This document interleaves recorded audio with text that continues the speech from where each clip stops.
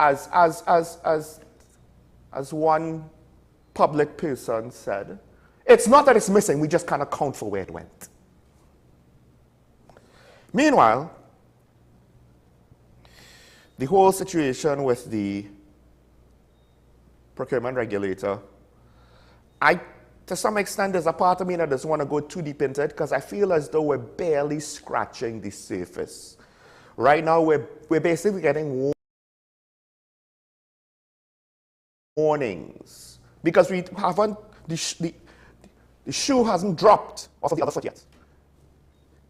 The warning is essentially that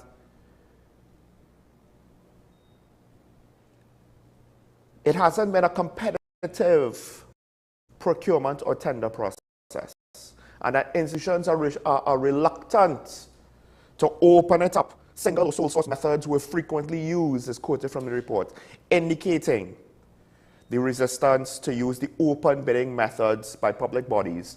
And of course, one of the arguments for open bidding is to make the field more competitive. By making the field more competitive, in theory, because it doesn't always come to pass for various reasons, both good or bad, making the field more competitive, having more competitive bids, makes the product better, assuming you pick the right bidder to do whatever the project is.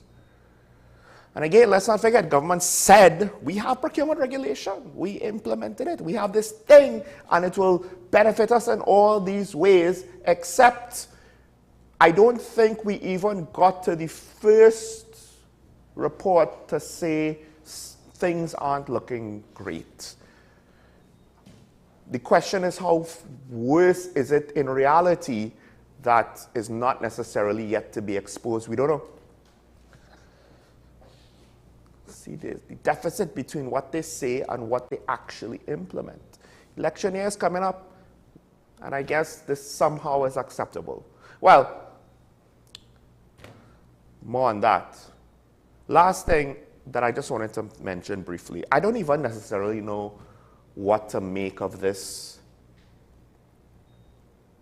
But this isn't now from the government. This is from us. And this is an anecdotal situation, so it's not the be-all and end-all. And I very much hesitate to even bring it up because it's not as though I want to shame the people involved. Well, the person, the subject involved, the people around the subject, maybe there should be questions asked.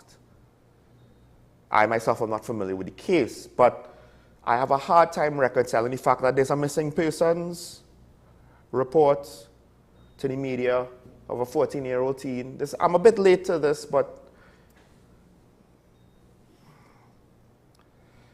a 14-year-old teen and her 1-year-old baby.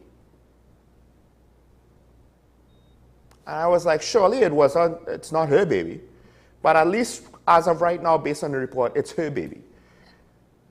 Which means she gave birth to the baby at 13. Which means that she was impregnated at 12. I don't know if this is correct.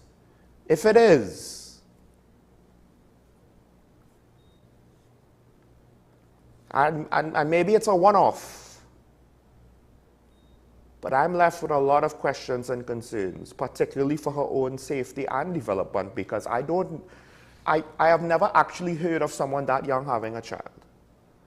And who's responsible for that? Now, the other question is this an isolated, singular case? Or does this in some part reflect something about our society? I honestly can't say which way it is, but I fear it is the latter. And if we are going to be this irresponsible with ourselves and each other, then to some extent I am naive to think that as a society there is enough interest in trying to fix our problems. I'm speaking somewhat rhetorically here, of course. It's not that we know definite for sure. But as much as I could complain about governments, at the end of the day, they come from our society, they're picked by society.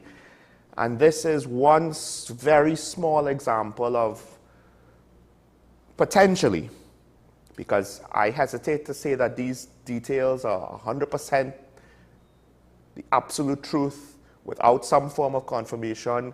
I need more than one source of information for this to be comfortable speaking in absolute terms on this, but the implications is from us, what is within us ain't always pretty. And we have a lot of work to do with ourselves before potentially we could even worry about trying to deal with our whole political situation, which is unfortunate because it ain't looking so hot. And we'll get into that and more with today's Daily Review.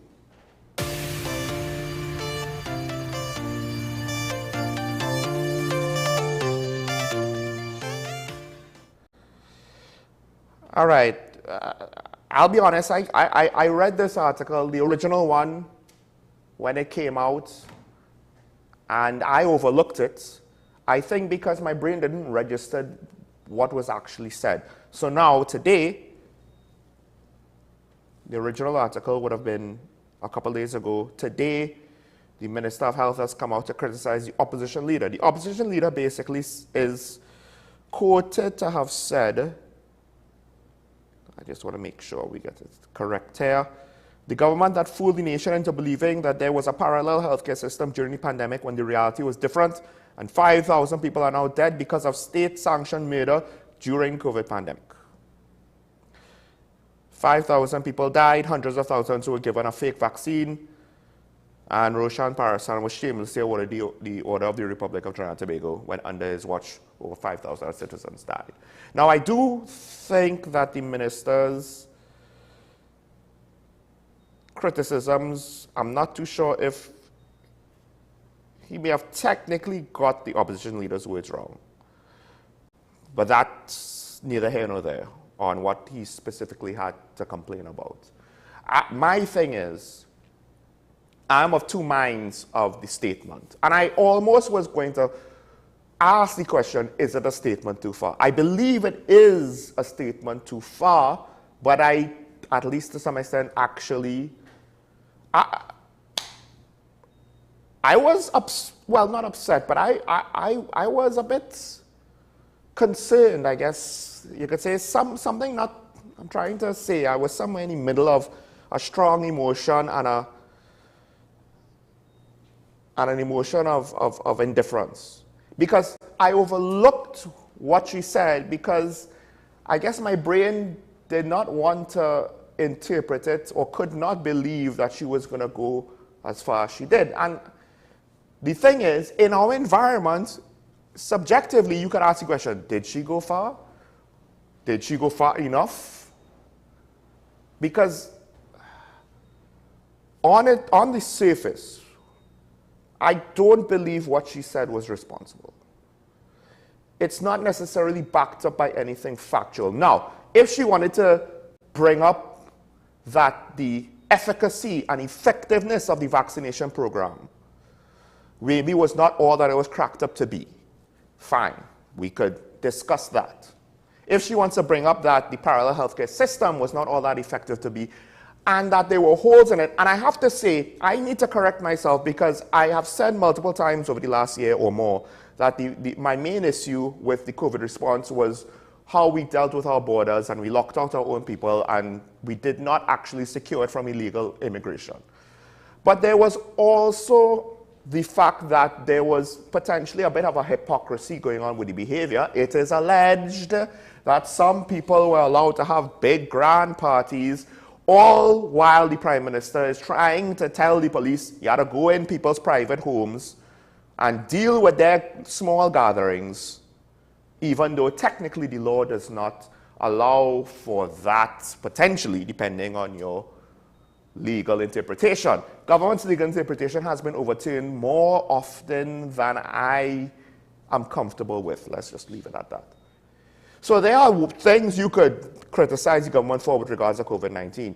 But I think she tried to be too strong in her messaging and too absolute in what she was saying. And the problem is to say that they were fake vaccines and the parallel healthcare system was fake.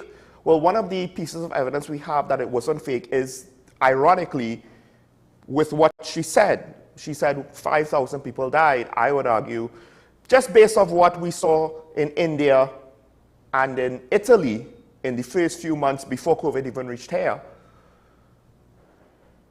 one could argue between the lockdowns, the parallel healthcare system, and the vaccination,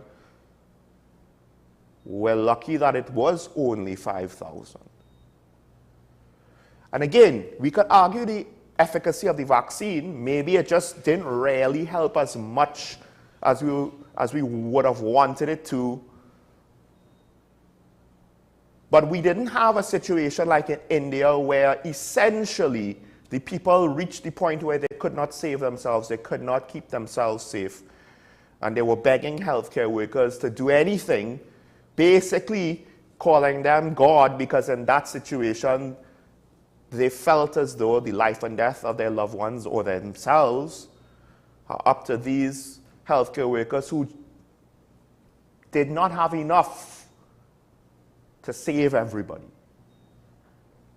Or in Italy, when it took them by surprise and their system was swamped to the point where it just couldn't keep up. We didn't have problems quite like that. We had problems, but not like those. So to say that things were fake, I mean, even now I wonder if there are certain consequences to vaccination because of the unique attributes of this virus. Because one of the unfortunate realities is vaccination, while important, is not without side effects. And those who are trying to be responsible when communicating these things, they put the messaging out there. But one of the things that bothered me with COVID-19 was how political it got, and the politics reached here. I stopped following foreign media because of it.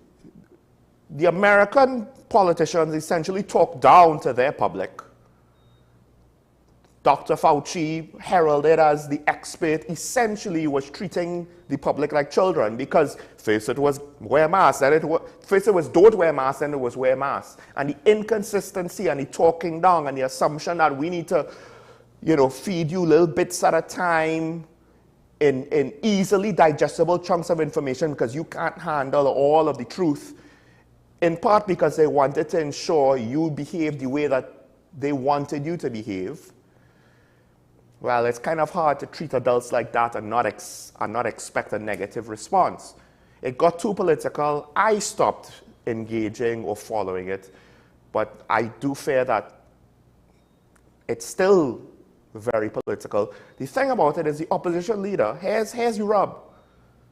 To some degree, it's actually understandable based on the environment of our political discourse. Now, you could argue that it's partially her fault why it reached the state, but she is not the only one involved. So now, this is where it gets subjective, at least for me. To what extent do you, yes, it might be a statement too far.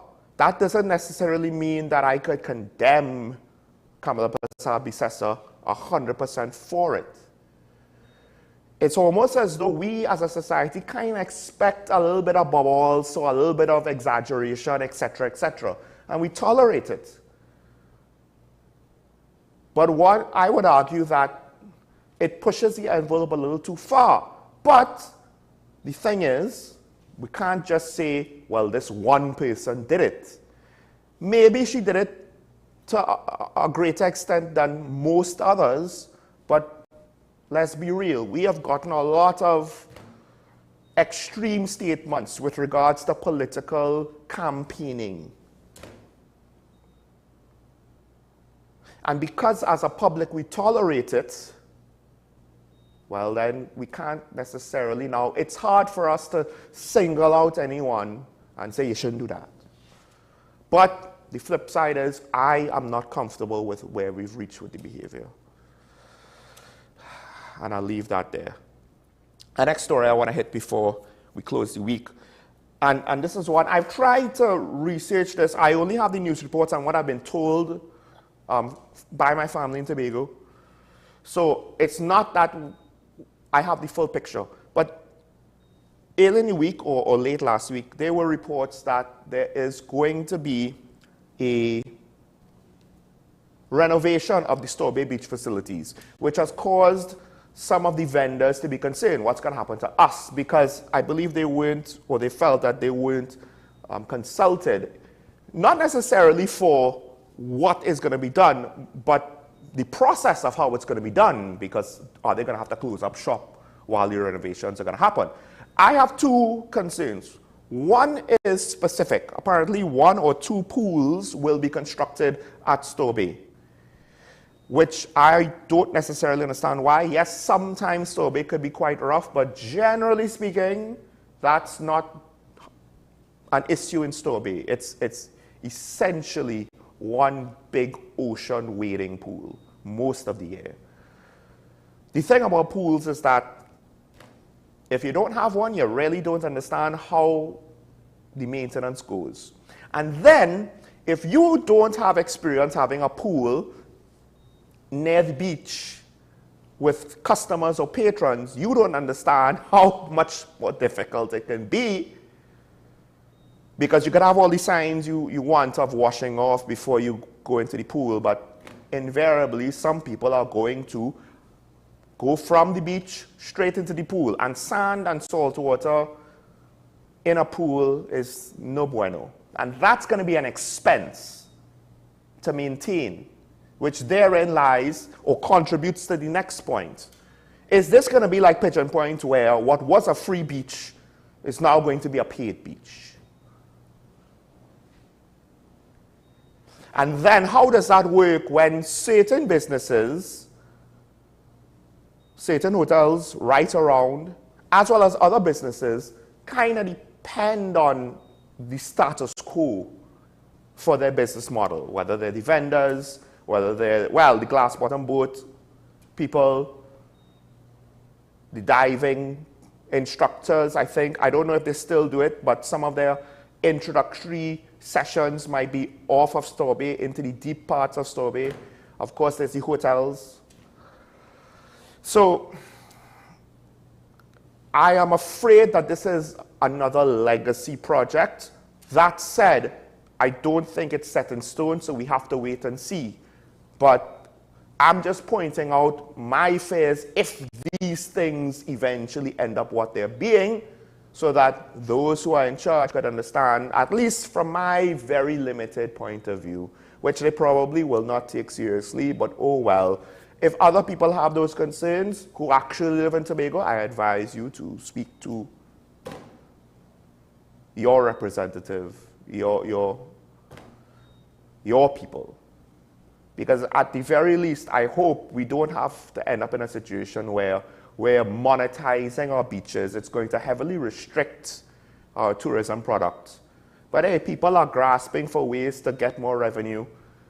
It's one thing for the central bank to do it. I just hope that the THA is not going to follow that fashion. That's not an example I would want to see other political entities follow.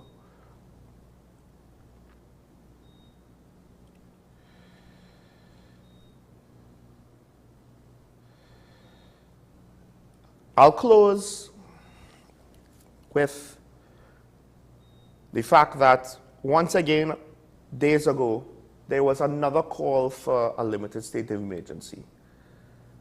And this time from Feisbar Chamber of Commerce, among others. And I understand why. And on the basic details of the matter, principle of the matter, I'm not sure if this is the best way, but to some degree, and not everybody supported this, not all stakeholders, some did not. Some criminologists did not. Former AG did not. It's not the be-all and end-all. It will not necessarily solve a lot of the underlying issues. That said, one potentially can make the argument that if we could suppress crime, it might actually help the immediate and short-term initiatives, because to some extent, part of the problem is that they are overworked. As well as the fact that, look, the people are afraid, so that if the violence could be suppressed, suppression, that's what the SOE is going to do. It's not going to solve, it's not going to stop, it's going to suppress. But the suppression might give us a window to effect some meaningful change. The problem is, why I think there's a lot of cynicism and pushback against this idea is the fact that we'll suppress the violence for while the SOE goes on. We might not necessarily solve anything, so it'll just be a matter of time, sooner rather than later, for the violence to just ramp back up again. And depending on how it's implemented, we'll just get more wrongful arrest lawsuits coming down the pipe, as we did the last time. So the thing about it is, part of the issue is we have an implementation problem. So trying to use a complex extreme measure when we can't implement things properly in the country. So then comes back to, who do you want in charge? Is the implementation problem a PNM issue, or is it just a government issue, of which it doesn't necessarily matter which political party we have in place, as long as they all essentially, whether by choice or by force, act or govern the same way with certain policies and procedures. All right, let's take a break. With that said, we will switch gears when we welcome our guest. Stay tuned to talk about the WSN.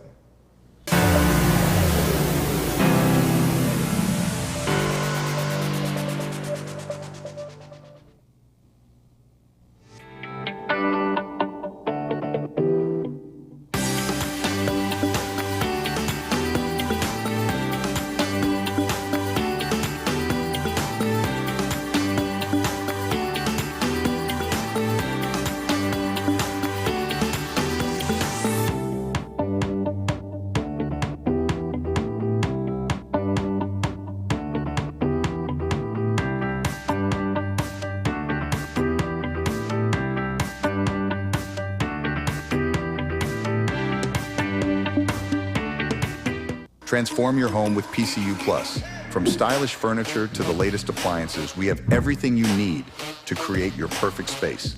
At PCU Plus, we offer fair prices and affordable financing options that are cheaper than hire purchase agreements. With convenient locations in San Fernando, Tobago, Arima, and our lifestyle showroom in Barataria, you're never far from the best deals. Visit PCU Plus today and discover why we're the top choice for quality furniture and appliances. PCU Plus. Quality you trust, prices you'll love. Visit one of our locations or find us online to start transforming your home today.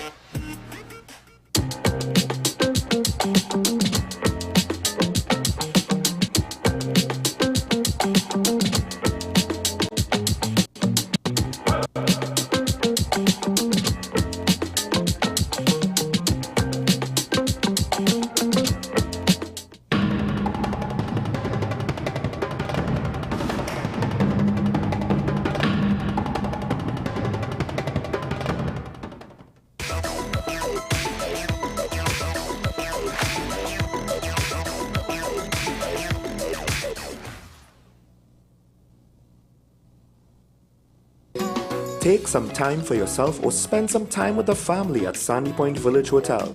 Enjoy our various studio and suite apartments, self-contained with their own kitchenettes and Wi-Fi.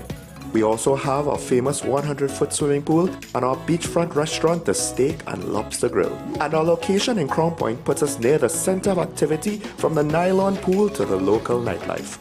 Call us and make your reservations at 639-8533, 389-2378, or email us at sandypointvillagehotel@gmail.com. FanZone, your reliable, authentic supplier, has just gotten better. You can now visit our website www.fanzonett.com for your authentic wear and collectibles. The only place where you can use both your Visa debit and credit cards. Visit our website fanzonett.com to make your purchase today. You are watching Strictly Legal on WESN Content Capital. Just give an overview of what exactly is that split arrangement. Now you don't need to register nothing. We can do that another time. But then it becomes a hit, and then everybody starts to want to claim. The laws that predate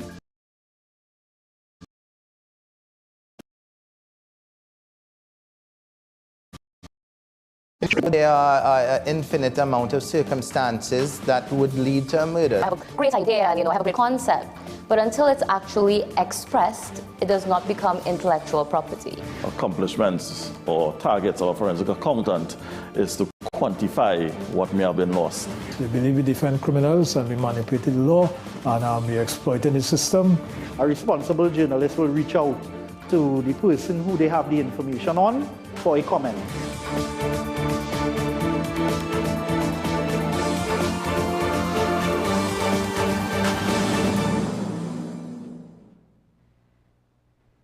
We are tackling the hard-hitting topics, some controversial topics, some topics we sweep under the rug.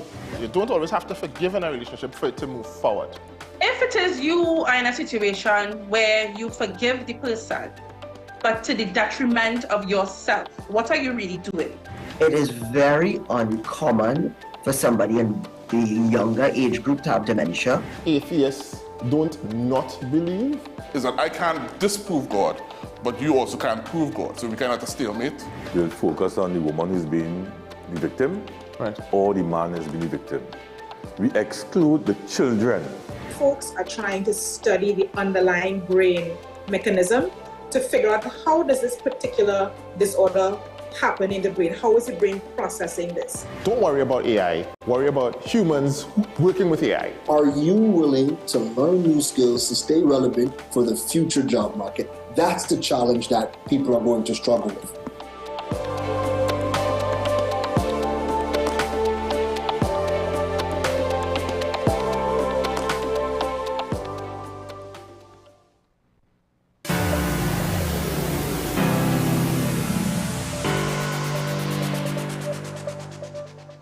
Welcome back to Talk About, ladies and gentlemen, and we're switching gears as we do some Fridays, not necessarily entirely, because I am joined by our arts and culture, these days more culture on Talking Point necessarily on arts, contributor here on Talking Point, Mr. Mark Anthony Peter. Good morning, sir. Good morning, Sean. Looking quite... looking better dressed than me. Exhausted. It's the second week of the term, second week of the semester. I want to go back to vacation. So is it your school teaching, your tutoring, or your university work that's exhausting you, or all of the above? Yes. Okay. Yes. Now, among other things. And this is not necessarily the first time I've touched on topics like this, but I find it interesting that you brought this up here. Mm-hmm. And in fact, we both have shared experience and individual experience with regards to this, with regards to issues with leadership, right? Mm-hmm. And one of the things that I thought about when thinking about this is the fact that actually I have spoken to friends and relatives about issues like this. And I don't know if it's because, well, you're not necessarily going to ask advice for good situations. Right. But generally speaking, I don't have any examples of good situations. I only have examples of bad situations, of various businesses that people who I know are either working for as employees, as contractors, et cetera, right? Whether it's family owned, whether it's a bigger operation, whether it's a startup, what have you. I have no good examples, and I do wonder to some extent if we in TNT don't even necessarily know what good leadership is.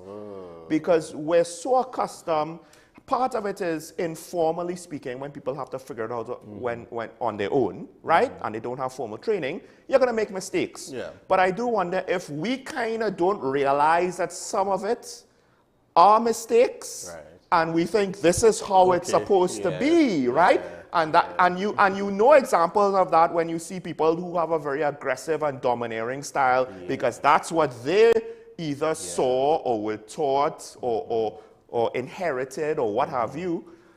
And I feel as though good leadership in the country, no example comes to mind. I think they're there, but my point is, I don't know if we know how to really, think about it. What's the leadership culture of TNT? We don't really formally have one, right? We don't have a laissez-faire style is not really a leadership culture. Right, yeah. Well, I'm sorry to hear that you don't have any good example, because I do.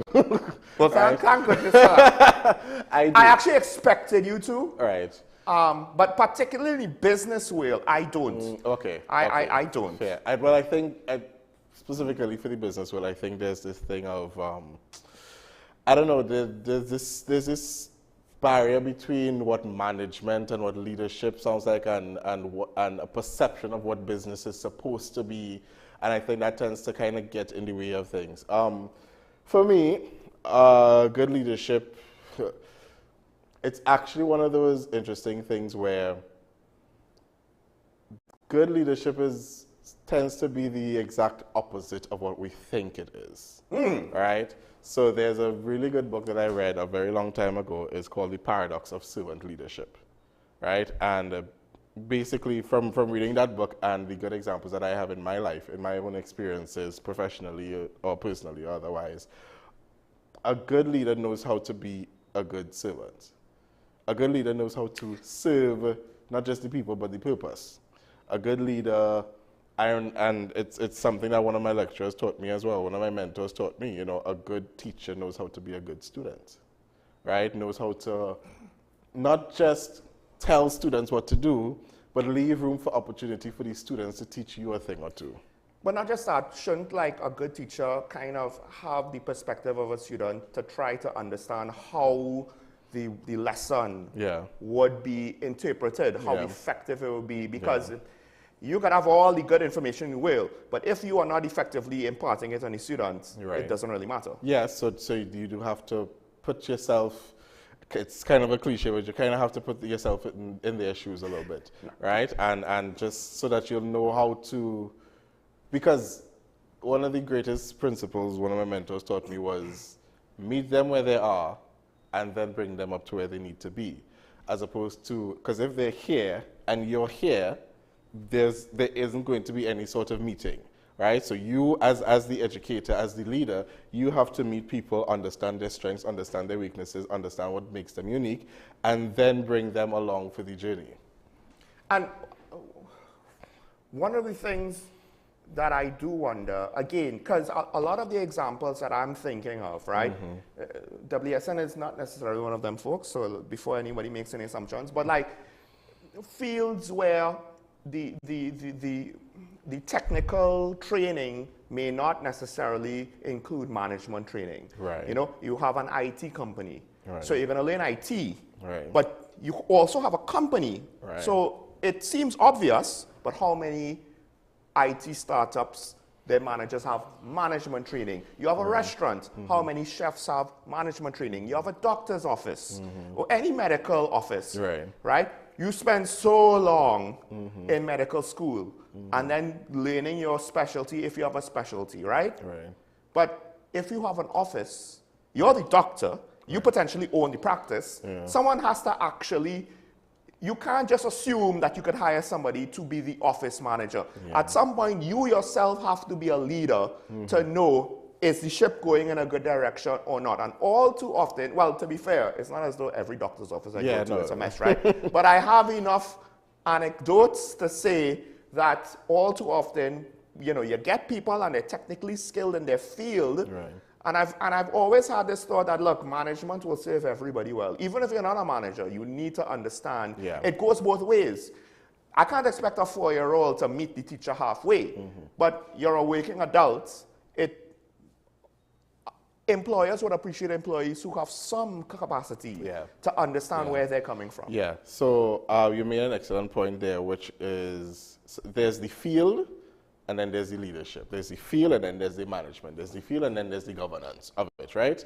So for me, it's being a choral musician, being an accompanist, being all of the things that I do within my field, I have had to be, and I am in certain situations where part of it does include leadership, where part of it includes me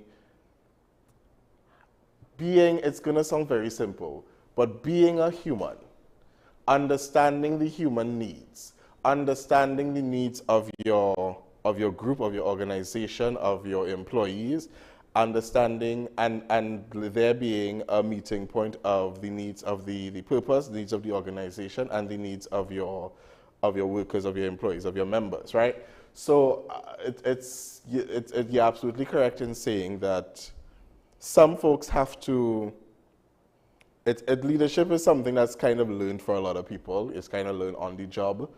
Some people learn from the mistakes, others take a while, and some just don't. What I think helps with that is when you're young and you're up and coming, having good mentorship.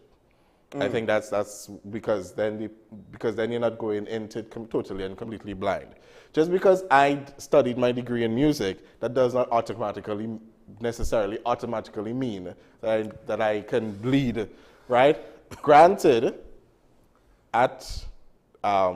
we do receive not like a formal, this is a leadership course, but in all of our different courses, we do receive some sort of leadership training because at the department, there are many ensembles, many groups and organizations, and the lecturers encourage you, like if you have an arrangement, to conduct your own arrangement, or if you have, if you're doing like a assignment for one of the choral courses, you get to warm up the chorale, you get to have that experience as well. So it's not just teaching you this and then you go and figure it out. There is leadership training, but I think that's something that's kind of lacking in other areas, in some other institutions where they just teach you the material, not realizing that, you know, these sort of leadership, these sort of organizational management is part of it. I think with regards to business school, I can't necessarily remember if we had HR courses. I can't remember if we had leadership courses per se, but at the very least, having to come together with group assignments and to organize it,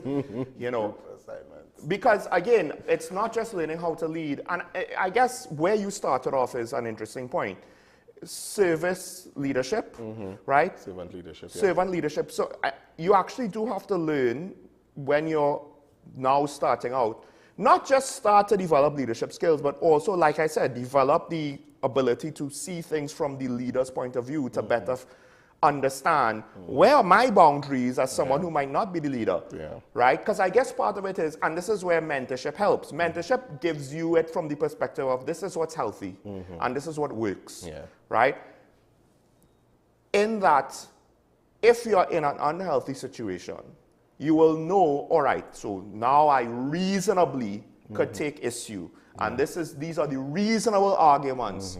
And even in people's personal lives, I think a lot of the times when there's drama in someone's personal life, we kind of take it for granted as we get adults, we know things. No, there are a lot of situations where even in personal lives, people don't know, oh, I have toxic family, or I have a toxic friend. I don't know what are healthy boundaries.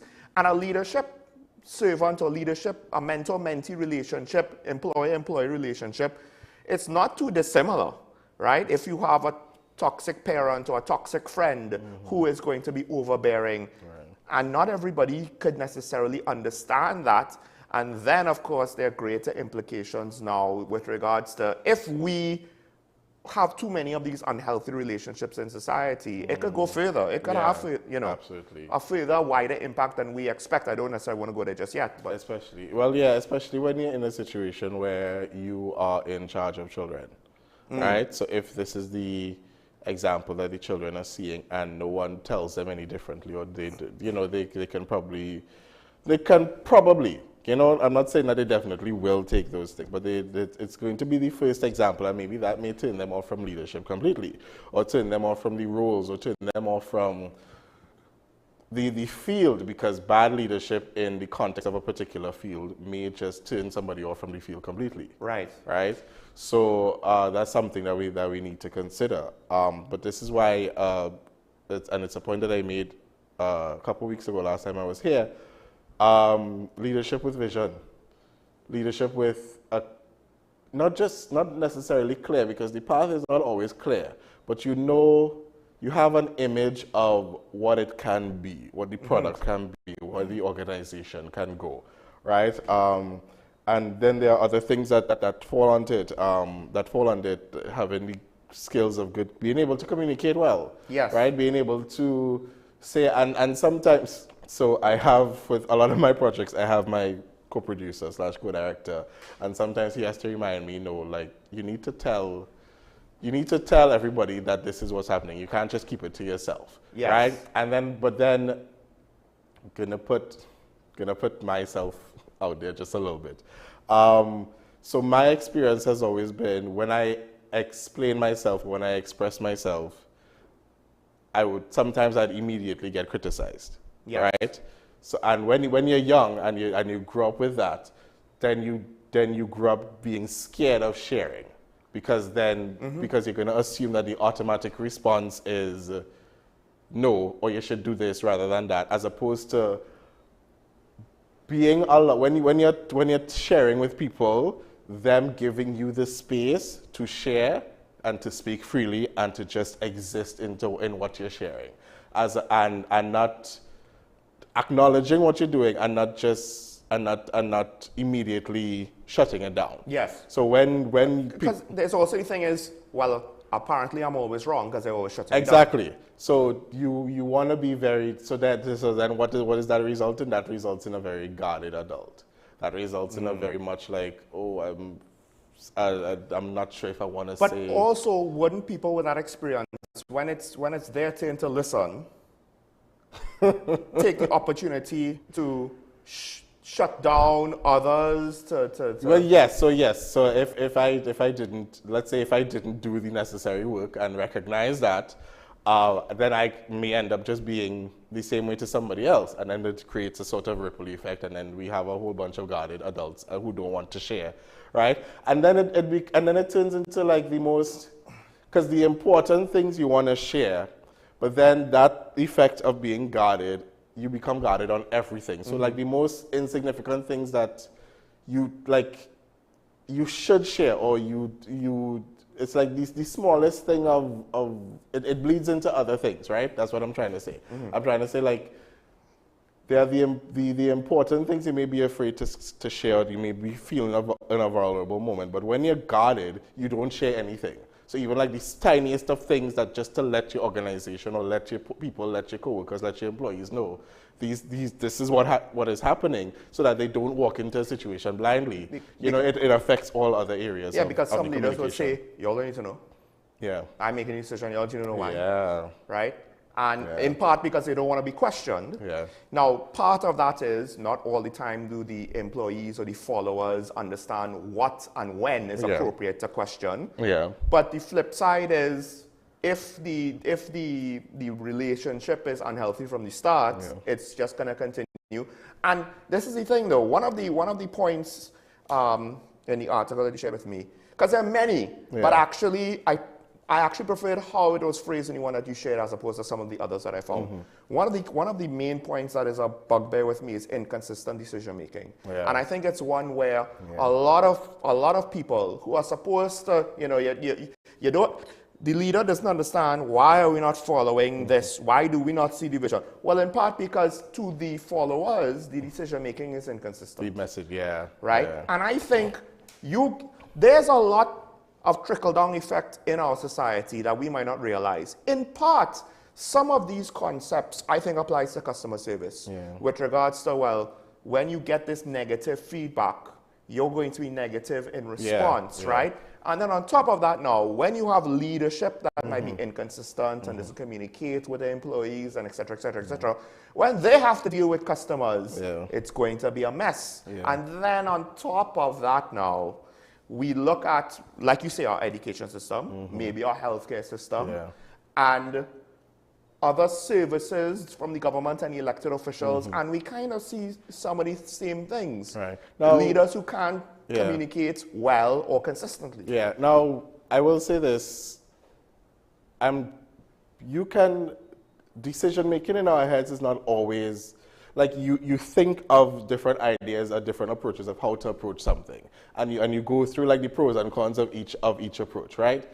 But when you communicate it to the rest of the organization, the ideal thing is this is the decision, this is what we're doing, as opposed to flipping back and forth. Now, every leader, I think, depending on how they process information and how they think, every leader does need a soundboard, meaning they do need somebody to bounce off ideas off of. So if that's whether it's your vice president, whether it's your co-director, whether it's your assistant director, whomsoever, you bounce off the ideas so that the discussion is back and forth. So like you say, I'm thinking of doing this. What do you think? And they give their feedback. And then maybe 2 days later, how about we try this way instead? As opposed to going to the membership, because the membership are looking towards you, the leadership, to make a clear decision, right? So if the leader has somebody close to them that they can say, that they could do the, I don't want to use that word. I can't find the right word, but just the back and forth, just the switching up, the making a decision, but then not making a decision, to the process of making one final decision one final messaging to let the people know, right? You need that sort of person that you can bounce off ideas from, right? And then one of the things that prevents is, that causes that inconsistent messaging. People who are inconsistent with their messaging and people who are, they tend to be resistant to feedback. Yeah. Right? So when the messaging is inconsistent, when the communication is poor, then there's a breakdown of trust. And then, again, bring it back to me, just using myself as an example, because let's say I took the guardedness even further and I didn't do the work to sort of recognize that, then I would be resistant to any sort of feedback because I would think everybody is criticizing me, as opposed to just genuinely saying, no, this is what we feel, this is what we think.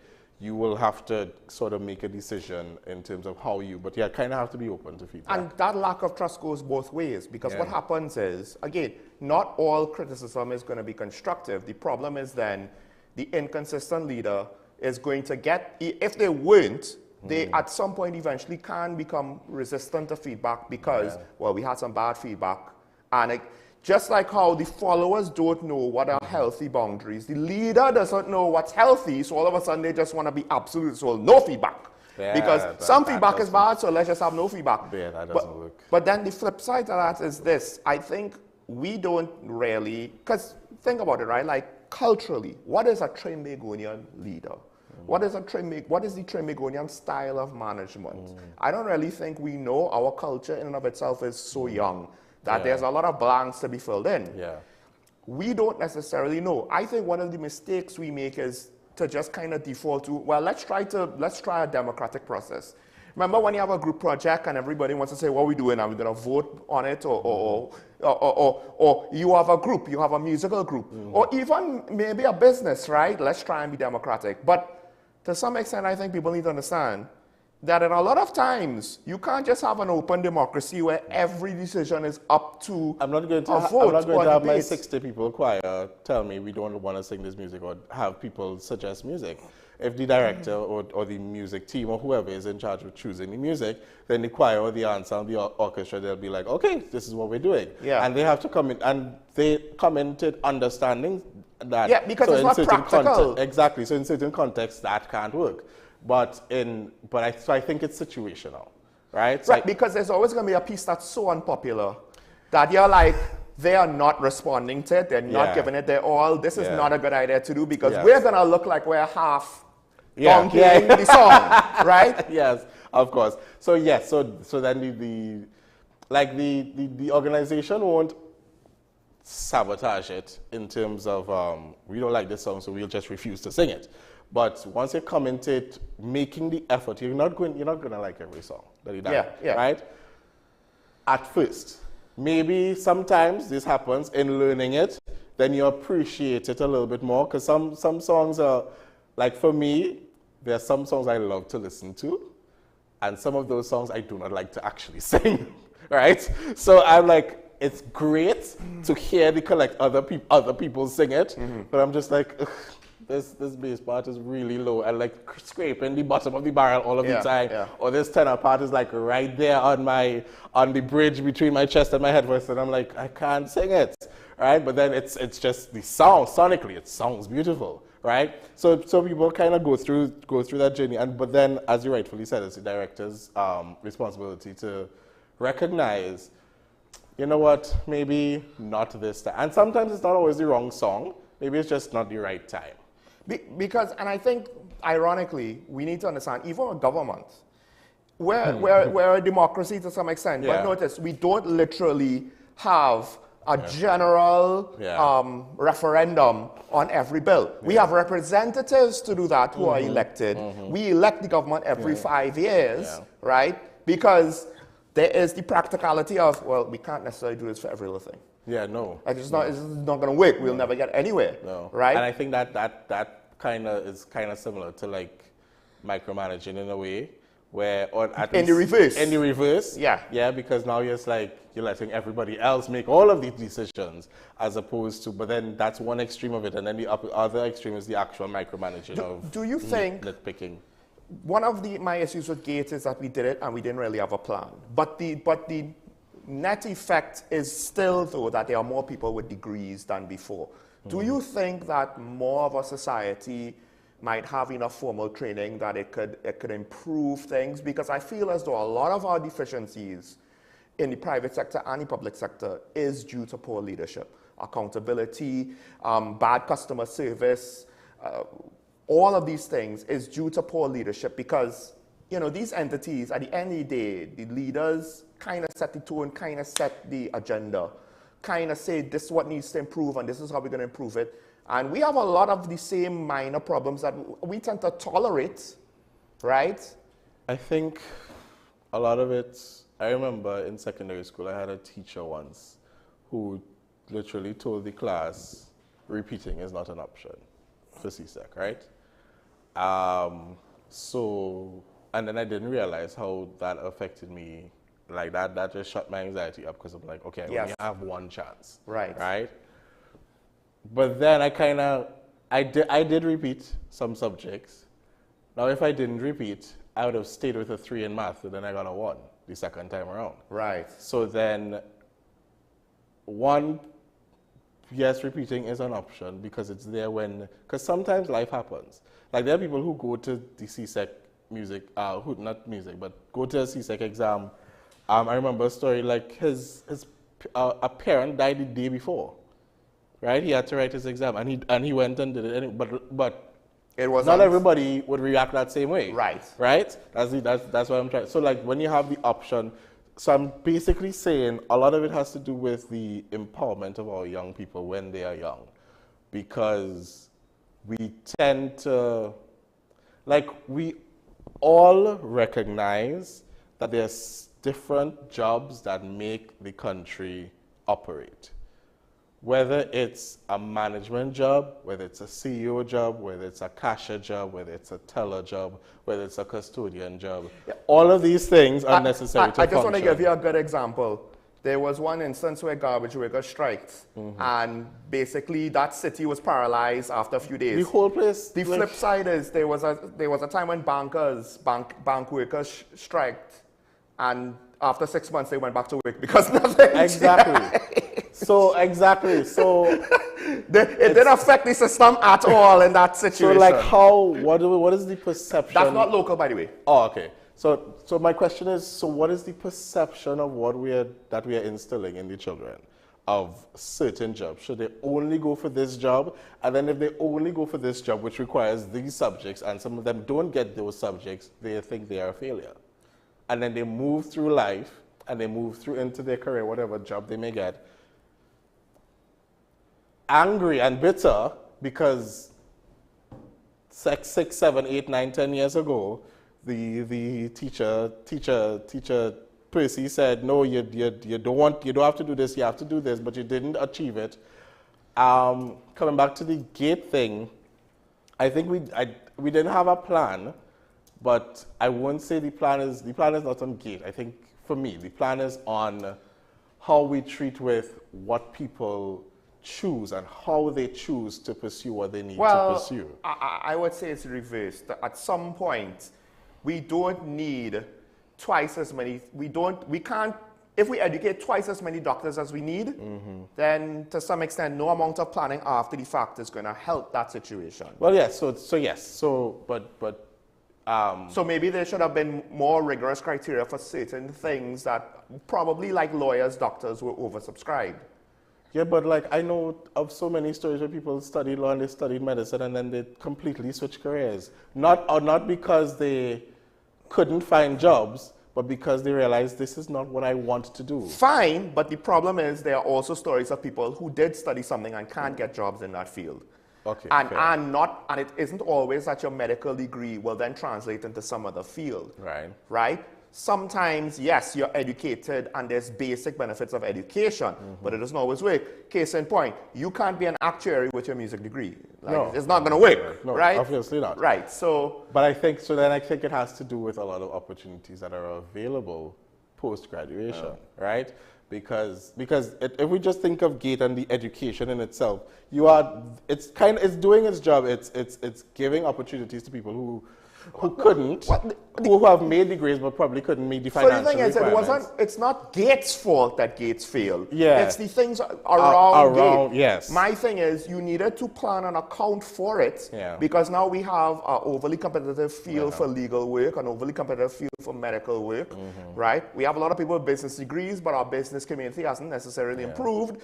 Meanwhile, the economy hasn't grown. We haven't taken advantage of this, right? And what keeps the economy going is the small to medium businesses, right? It's that person who studied medicine but then realized they're really about baking and they really like the desserts, and so they and the problem with that is they would have been better served if they did some small entrepreneurial courses, management courses, and baking courses as opposed to a medical course. Exactly. Right. Exactly. That's what I'm saying. The pressure we put. Okay, well, yes. To make a decision at a certain time. Not just to make a decision, but to make certain decisions. You can't be... Exactly. I hate to say this, but I feel one of the problems the police has is too many families in the society are saying you can't be a police officer, that job is beneath you. I fear that is the case. It happens in music too. Yeah, but the need of a musician and the need for a good police officer, you know? Careful. I would think that to some extent we have an intrinsically greater need for good police officers. I will remember this next time during the break you're on YouTube, listening to music.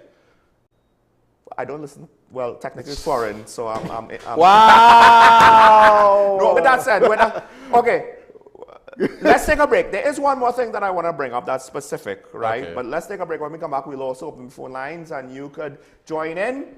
Of course, I have no issues continuing the discussion because these topics with Mark tend to be that big. So stay tuned. We'll be right back after this.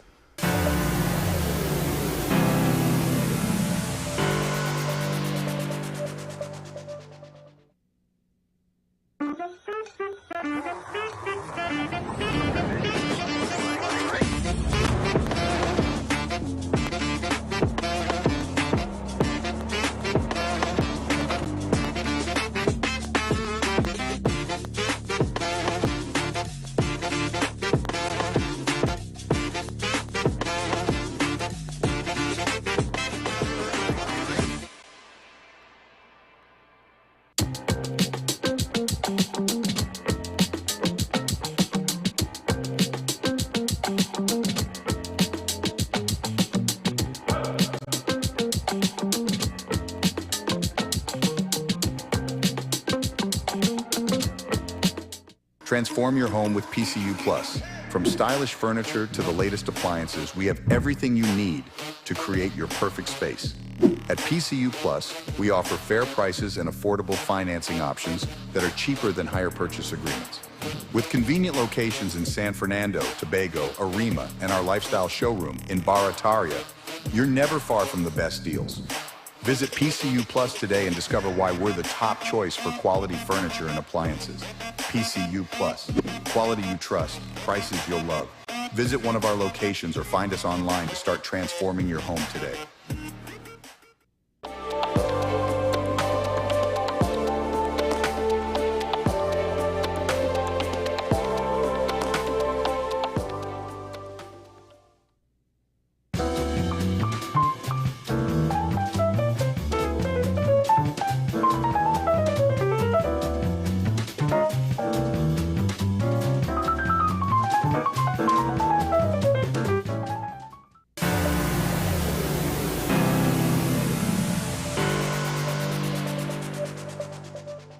Welcome back to Talk About, ladies and gentlemen. So we open up the phone lines, and I know that at times these type of far-reaching, broad concept topics, sometimes a lot of people have opinions, sometimes they don't. But I would like our callers, maybe, if you don't know where to start from, one of the things about leadership is a lack of accountability.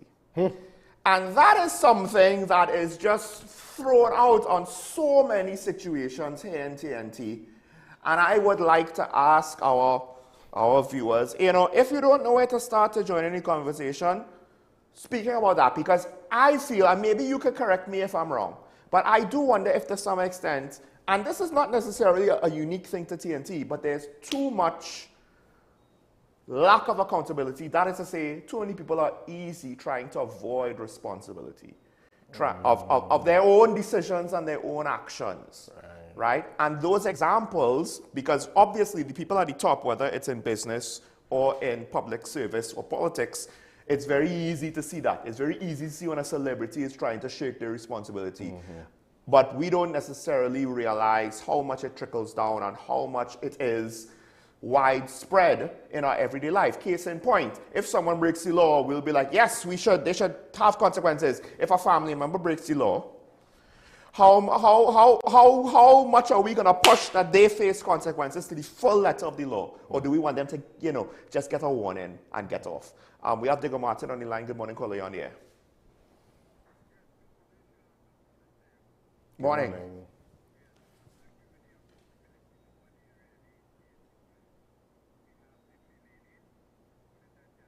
Ms. Mala Dukaran and the procurement letter regulator saying there seems to be lots of corruption and where the treasury money is going, and nobody wants to answer. They're closing out. But I want to focus on leadership, and I'm going to contextualize it with the police service. Now, leadership is simple, You're leading a group of people towards a shared vision or a goal. Plain and simple. That is it. And look at what we have in the police service. The way they have performed so badly, nobody has any confidence in them because they are dysfunctional. You have one section basically doing the right thing, and another section, and I mean in the police service, have questionable. So those two sectors, they don't have shared vision for the leadership. And the leadership hasn't been able to understand that simple description I gave you. Look what happened yesterday. You had a court judgment saying, okay, hold your horses, leave 2 spaces for these 2 the ACP who take them to court. You know what they do? They run and elevated a lot of those new ones into high office. Let us reflect on question mark against a lot of them who have been elevated. Remember yesterday when I was talking to the policeman and I highlighted the one who I said unlikely and improbable affidavit. Now they promote him also, right? So he's a bigger guru now. But I'm going to jog your memory. You remember that day of policing? What did we do?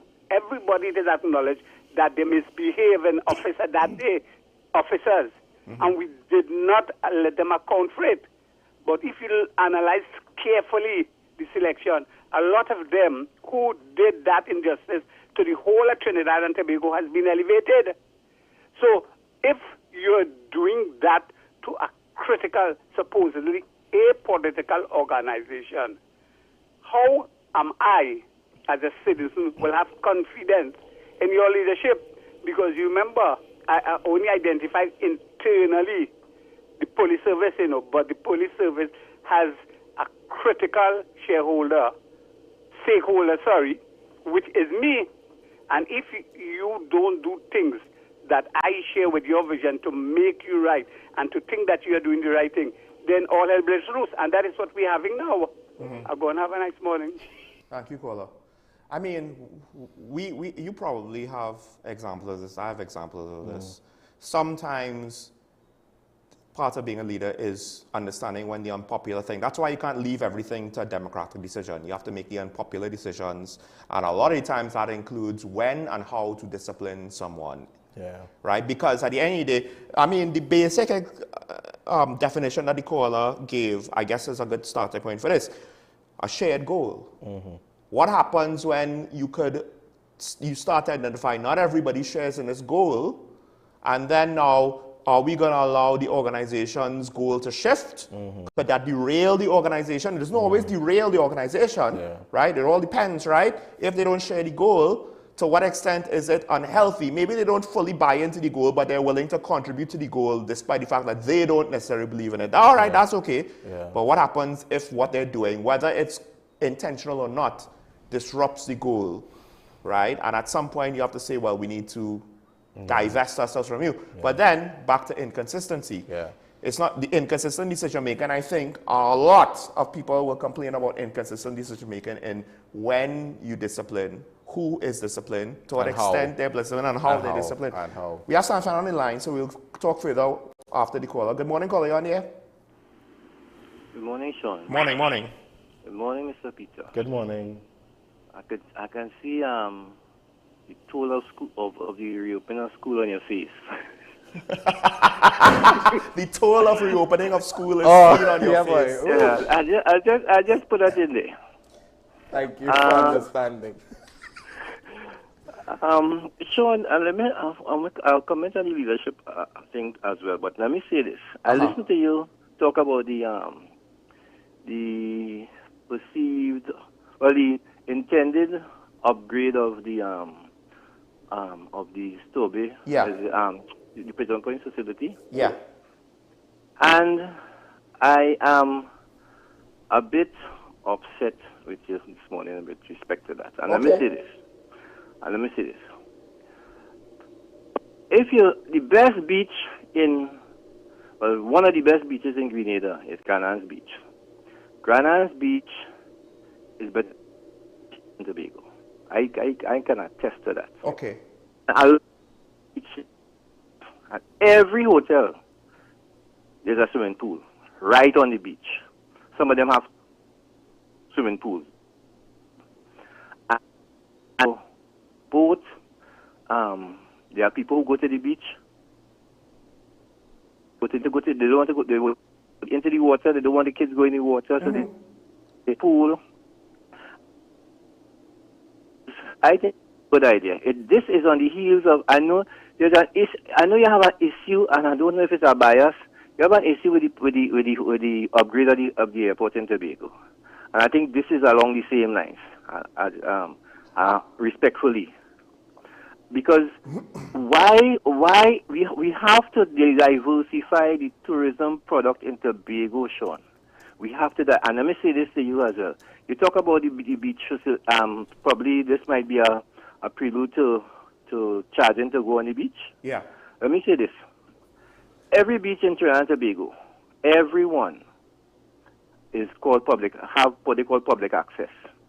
Public access is 20 feet above the highest high tide watermark.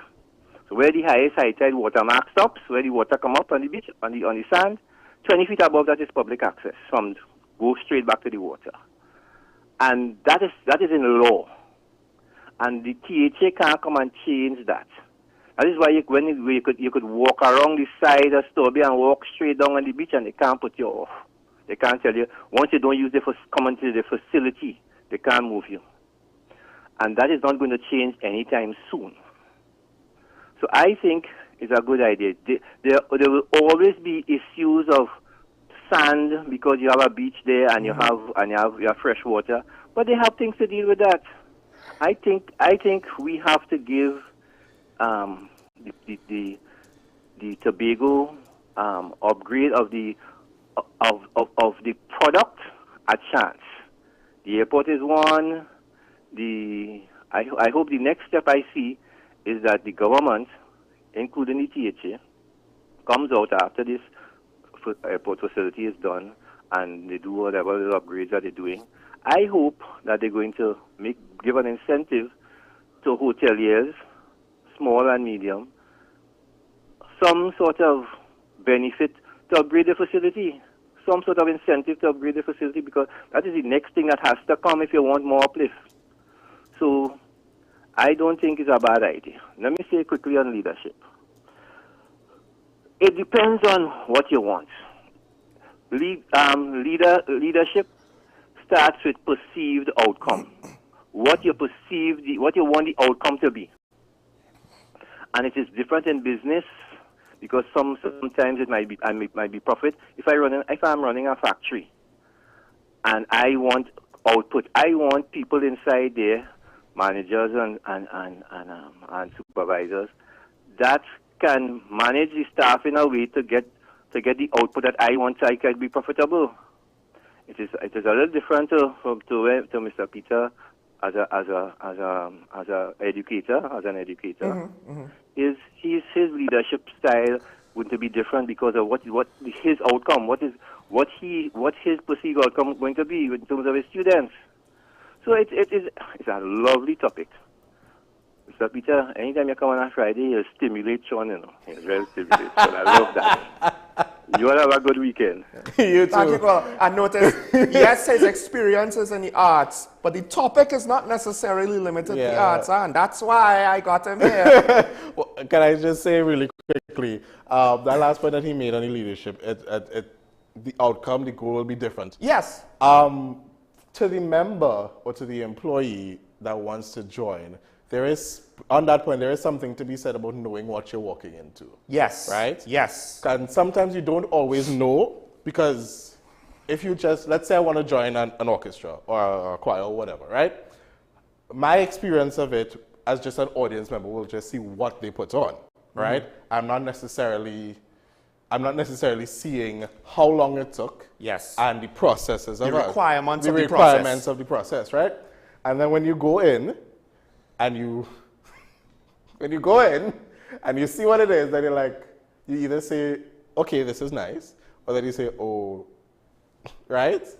So then you wait it out, and then the decision given, and it's something that, again, my co-director had to teach me, like, you know that this is how the process is. You're complaining each time, and nothing about what you say or do, regardless of even if you had a leadership position or not.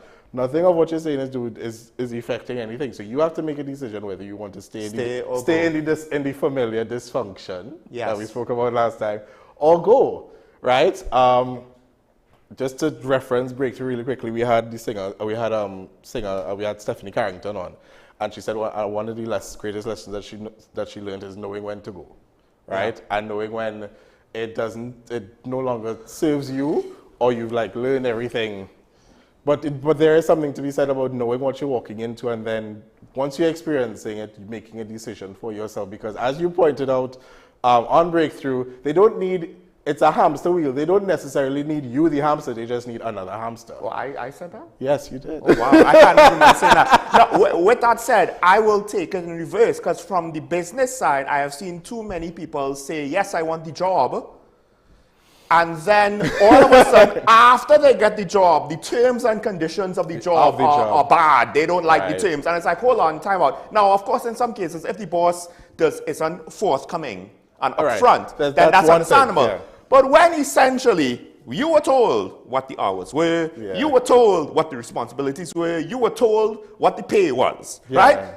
what is a surprise here? Yeah. All of a sudden. Yeah. Right? And you can't always predict who you work with and how they operate. Oh, no. Usually that's not what comes up in these things, right? Because, I mean, usually in the interview, the boss is like, yes, welcome, and so happy to have you. And then when you get to this, like... Because we think the employers tend to pull wool over their eyes, but employees do too. That's why employees do have an issue. Yes, you should give pregnant women maternity leave, but to some extent, I'm going to hire someone who is going to immediately go on maternity leave. The issue with that is, the reason why I'm hiring someone is I need someone to do something. So if you're 2 months out from maternity leave, you're causing me a big issue, and I can't afford to hire you in that way at that moment. It's just on a practical level. Right, if you were a long-term employee and you go on maternity leave, or even if you were there for a year and you go on, right, like I have a chance to address the situation and my needs are still met while your needs are met, as opposed to being ambushed because they don't tell you. That's the key point. When they don't tell you that, not too long from now, you're going to hire me, I am not showing a bump, and I'm going to be gone, and you can't do anything on it. It's like, yes, but the ethics of that notwithstanding, I still have a need because I have customers' needs to be met. We have a Rimani line, sorry for the wait. Good morning, caller, you're on the air. Morning. Good morning. Morning. 3 quick questions. Sure. From Mova Junction, go down, you expect anybody there to pay property tax? 2, if they don't pay, you expect the government to seize the property? Or 3, remember the property taxes for local government services wouldn't deprive of local government services. Thank you. I think with regards to the second question, it will appear, I'm not going to say that it will be, but it will appear selective because they're not going to seize everybody's property. So the question is, what will be the criteria of whose property they seize? Right? And then allegations of unfair treatment, some of which at the very least will probably be true, and some of it might just be poor implementation and policy. It's not necessarily unfair treatment in the sense of intentionally unfair. It's unfair in the sense of, well, we don't have the capacity to seize everybody's property, so we're just going to make some examples of people, or we're just going to go down the list, or something arbitrary that is unfair, not necessarily intended to be evil. Ultimately, you could argue unethical. Like, I could see there's a lot of gray areas where you're just going to get bad results. And then, yes, there's a big question of, I'm paying a tax, but I might not actually be getting the services that the tax was meant to be paid. Well, one of the things, I don't know how much you're aware of this, but a government could say they allocated money. That doesn't actually mean that they get the money, right? So they could say that property taxes for local government. That doesn't mean that all of it is going to go to a local government, because who's collecting the money right now? It's Ministry of Finance, Inland Revenue Division has the lines, at least in Port of Spain. I don't know if there's any other line. I mean, to that point, I mean, we spoke about the poor communication, but part of good communication is also being able to back up what you're saying. Yes. The accountability factor. So if you're just saying things, but you're not actually, then you're lying. And then what does that do? That causes breakdown in trust. What I also wanted to say, as he brought up that point, but it has to do with the country on a whole. The point I just made, knowing what you're walking into and then making a decision. But what about your country? Yeah. You can go in and out of a company, of a choir, of an orchestra, of a different ensemble, of a different school, different institution, whatever, because there are many here. But you have one Trinidad and one Tobago, right? So, and I don't have the answer. Oh, I have an answer. I might not be a one that people want to hear. Okay. But the answer is very simple. It's an imperfect answer, but it's very simple. You need to know what you're walking into, or in this case, who you're voting for. You need to take that seriously. Right. It's not going to be perfect, right? You're going to have room for human error, because to say that every voter is going to perfectly understand every issue to make the most perfect decision is beyond unrealistic. I get that. But to say that we're doing enough of it on a reasonable level now, I don't know if you can make an argument for that to be the case, right? So to think that we're either one, blindly voting people out of color loyalty, I even want to say party loyalty at this point, right? Or loyal to the red or loyal to the yellow, right? Because the party names and the colors have now been being used as derogatory slurs. Right. Yeah. So, and that's where the contention has reached, right? So the loyalty from my side means that the other side is derogatory, basically. Yeah. And we see that in other countries, not just here. But the blind loyalty, or we don't vote at all, and we let the blind loyal vote, and then the minority makes the decision for us. And yeah, you might not have voted for a government that you don't like. But if you didn't vote, what that means is you didn't participate. Why do you think you have the right now to complain? You had a chance to participate and you didn't. Yeah. Right? So to some extent, you have to accept. I'll be honest, I haven't necessarily participated in elections, so I didn't complain. But now I've reached a point where I am on a show pointing out things, and now I realize I have to participate. You have a responsibility. Right? I have a responsibility, Yeah. no matter how much, and how I participate is not necessarily the point. The point is I have to actively, in good faith, participate. Okay. So are we walking into a situation and we know what to expect? Not necessarily, because I feel as though we just kind of, well, all politicians are bad, so whatever. And it's like, yeah, but if you keep that mindset, it will never improve. But indifference allows things to just sort of breathe. All right, so we're more or less out of time. I do want to say, Mr. Saman, you're partially right. I do have a bias against initiatives for Tobago development because, generally speaking, it's been poor. It's been poor ideas, there's been poor vision, and there's been poor implementation across the board. With regards to the airport, I will reiterate the point. How many international flights do we have a week? And that airport is not supposed to take domestic travel. That's point number one. Point number two, if we can't pay the Chinese company back, we might not own the airport, which means you'll have to pay royalties for domestic travel to be done in that airport. All of the economics behind it, it's not entirely clear to me, but I just don't like the situation. It is massive, and we don't have 3 million foreign tourists coming in. Yeah. Now, with regards to the Stowby development, it's fair to say that my biases are showing through. It's not that I am against Stowby development, but those specific things, how many instances has the government have a good track record of maintenance? Yeah. And yes, maybe the TPP might be different, but they're not guaranteed to be in power or to be able to afford proper maintenance. Because one of the issues with maintenance is the money side of it. That's where maintenance is in the gutter. You have something to add? Yes, so I just want to plug in something really quickly. Oh, yes. Right? So we had a really good discussion here, but happening this Sunday at Queen's Hall, the UART's Steel is presenting their 20th anniversary concert.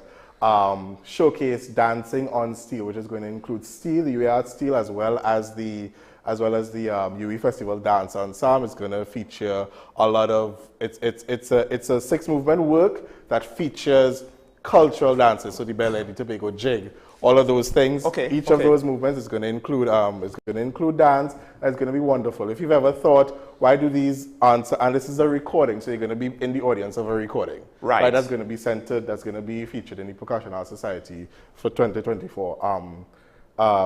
Internationally, tickets are $200. They're available at Queen's Hall, but for UE students and alumni, it's $150. Come and check it out Sunday, the 15th of December at 6 p.m.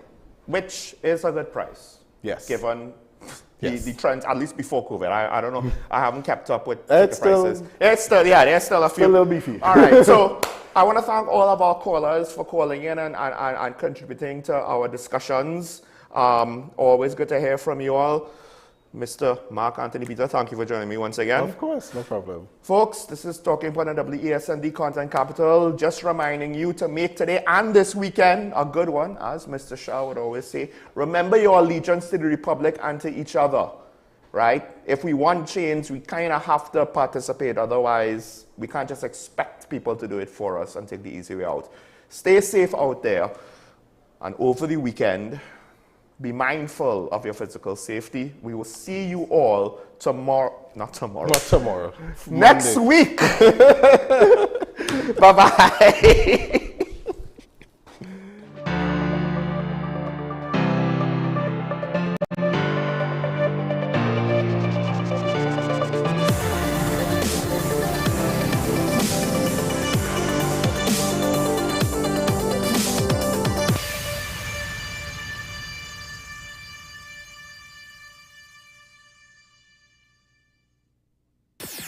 WESN.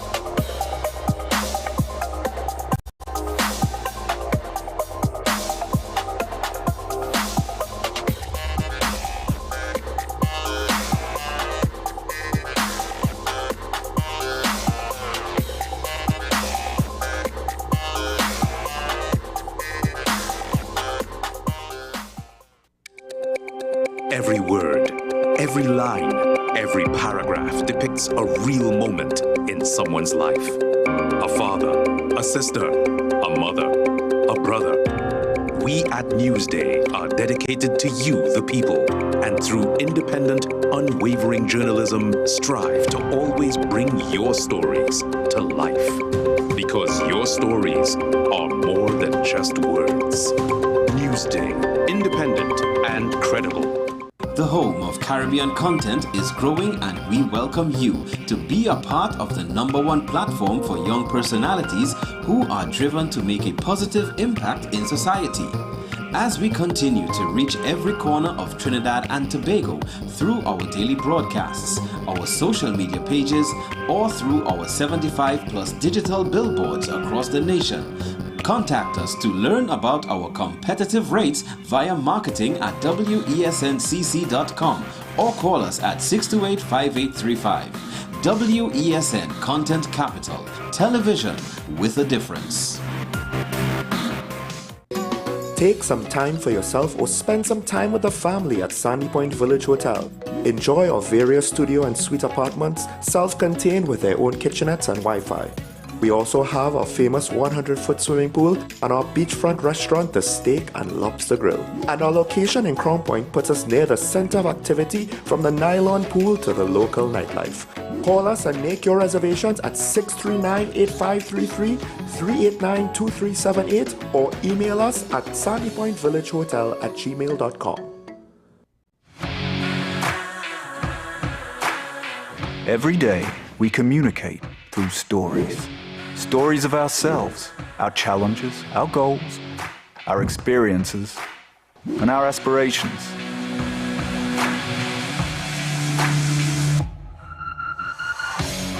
Storytelling is an art that we have mastered. WESN Film Studios comprises a collaborative team of experts with extensive industry experience locally, regionally, and internationally.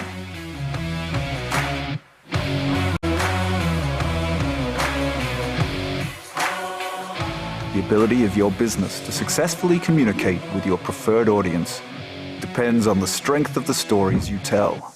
Your vision should be communicated in a high-quality, professional, and creative way.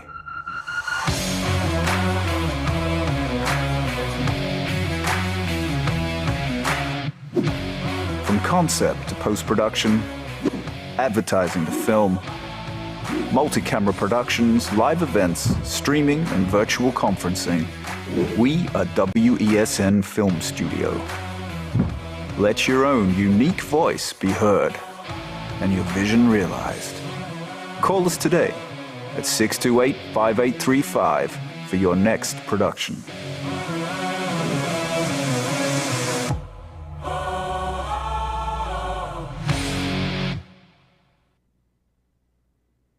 The newest book is here, Closer to the Church, the debut novel by author and former Mayor Louis Lee Singh. Available at all the Home Store branches, Barataria, West Mall, Shogunas, and C3 San Fernando. Paper-based bookshop 10 Nook Avenue, St. Anne's. WESN 30A Gattaca Street, Woodbrook. Metropolitan Bookshop, Ariapita Avenue, Woodbrook, and all RIK bookstores nationwide. Available online as paperback on Amazon.com and Kindle for e-readers. For more info, call 628-5835 or 389-6504. Also available from author Louis Lee Singh, I Used to Live in Heaven, Letters to My Granddaughters, and Local Government in Trinidad, Conspiracy Against the People.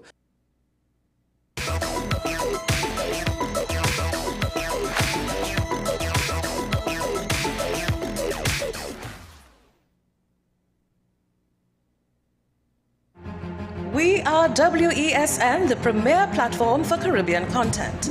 WESN, covering West, East, South, and North. WESN, we entertainment, sports, and news. WESN, available on Greendot 7, Amplia 118, Airlink 17, Bmobile 107, Digicel 21, ICNTT 105, and Flow 110. Connect with us at WESNCC or stream online at www.wesncc.com. WESN, your premier platform for Caribbean content.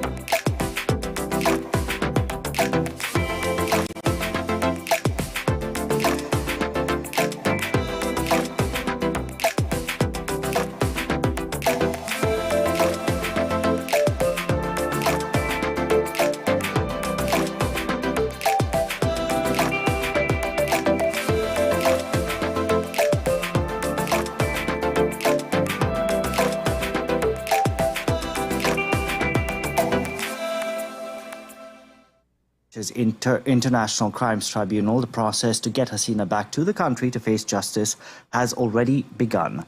We can now bring in France 24's Andrew Hillier. Andrew, good to see you. Where exactly are we on this extradition? Well, Delano, as things stand, Bangladesh's War Crimes Tribunal is seeking the extradition of Sheikh Hasina. Just to put this into context, of course, Sheikh Hasina quit as Prime Minister of Bangladesh in early August after weeks of student-led demonstrations led to her ouster. That put an end to 15 years of rule. So Bangladesh's chief prosecutor of the International Crimes Tribunal, saying that they have indeed started the legal procedure to bring Hasina back. And that will be to face trial over the deadly violence before she was toppled that led to the deaths of more than 600 people. Now, Bangladesh and India do have a criminal extradition treaty. It was signed in 2013, amended in 2016. So technically, that would allow her to be returned to Bangladesh to face trial. However, there is a clause in that treaty that says extradition can be refused if the offence is of a, I quote, political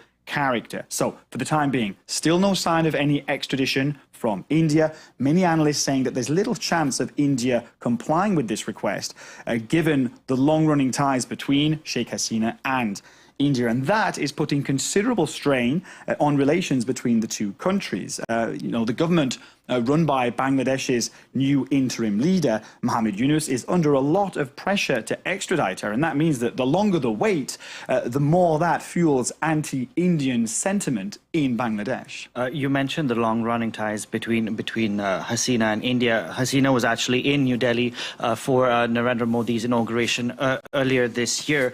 Given that she's no longer at the helm, are relations still friendly?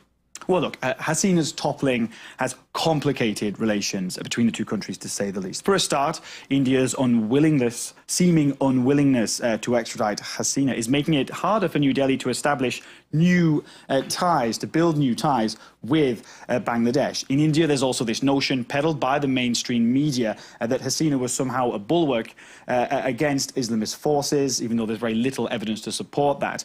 What it has done is has left many Indians wary and distrustful of Bangladesh's new rulers. At the same time, we're seeing tensions over water management, which is no surprise given that the two countries share 54 common rivers. In late August, there was torrential rain in northeastern India and in Bangladesh.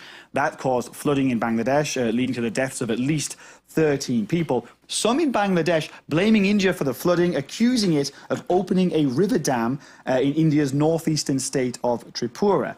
Now, they say that caused sudden flooding in Bangladesh further downstream. India denies that. India says the flooding was due to automatic releases on dams on the river Gomti because the river was above the danger mark due to some of the heaviest rains of the year. So easy to see why water management can cause tensions to spike between the two countries. Another area of tension lately has been fish.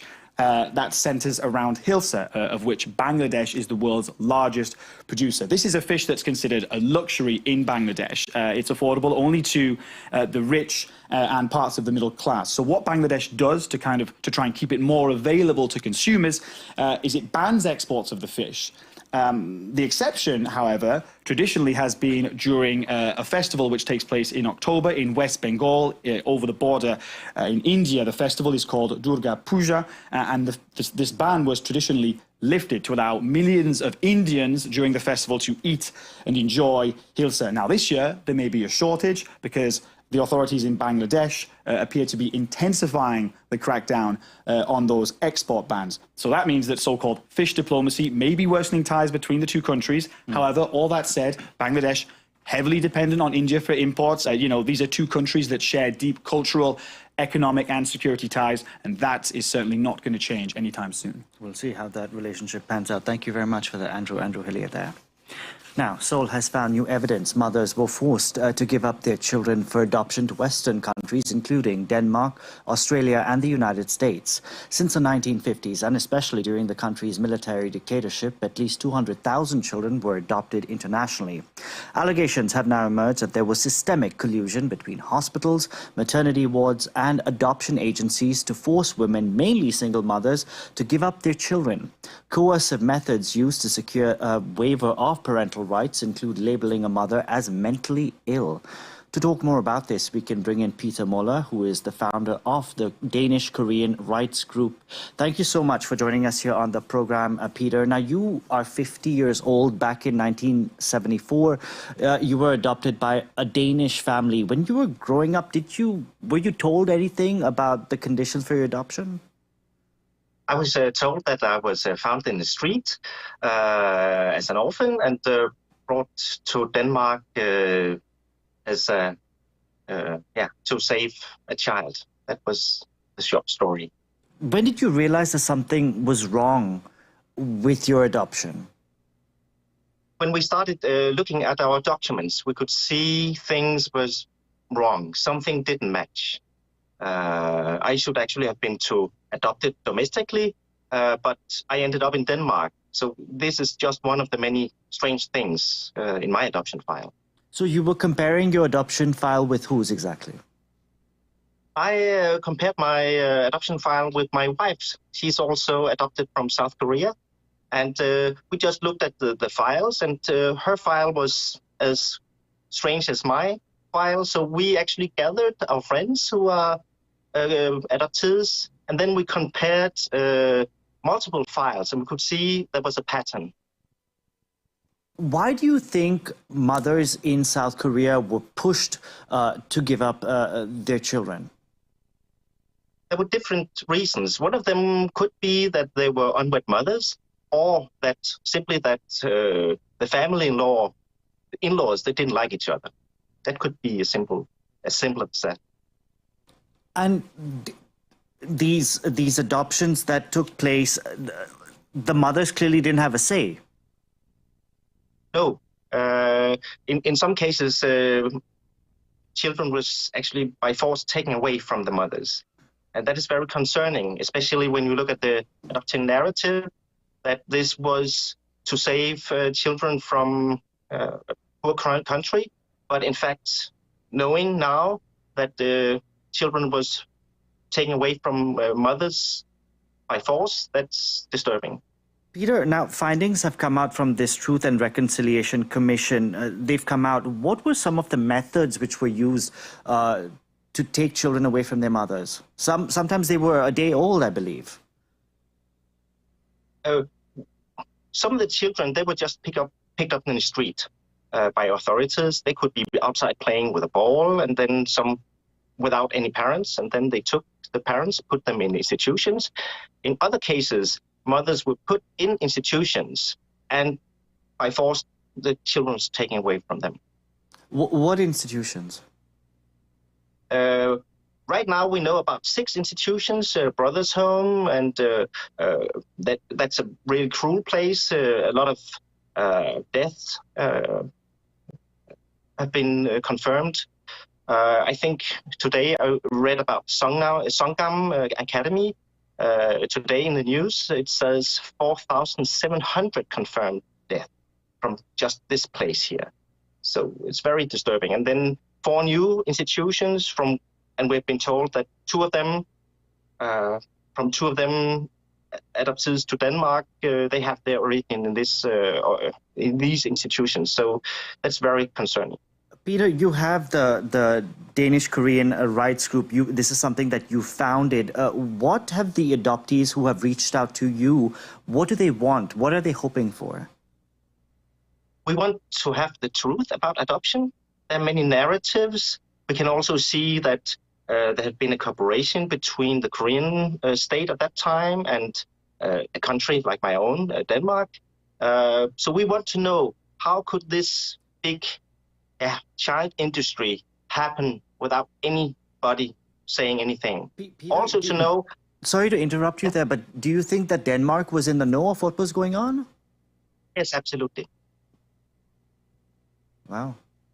And so the people who have gotten in touch with you, do they want to find their birth mothers? Some of them want to find their birth mothers. And right now we are also helping adoptees to find birth parents. In the last 30 days, we have reunited 4 Danish adoptees with their birth families. And we have, I think, more than 30 biological parents have contacted us. And they ask us to help finding their lost children. Really? Now, Peter, of course, the government in South Korea is different than the dictatorship at the time of the past. Now this Truth Commission has come out with these findings. What are you hoping for? An apology, a financial compensation, what? No, we can't use an apology. Money is not a question. We simply want the truth, and then we want access to our true documents, because we know our documents are falsified, and we know that they are double archives. We want access to our true information. Okay, so you want help from the state to help you find answers.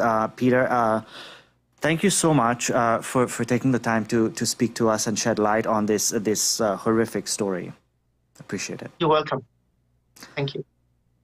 And thank you for watching this edition of Access Asia.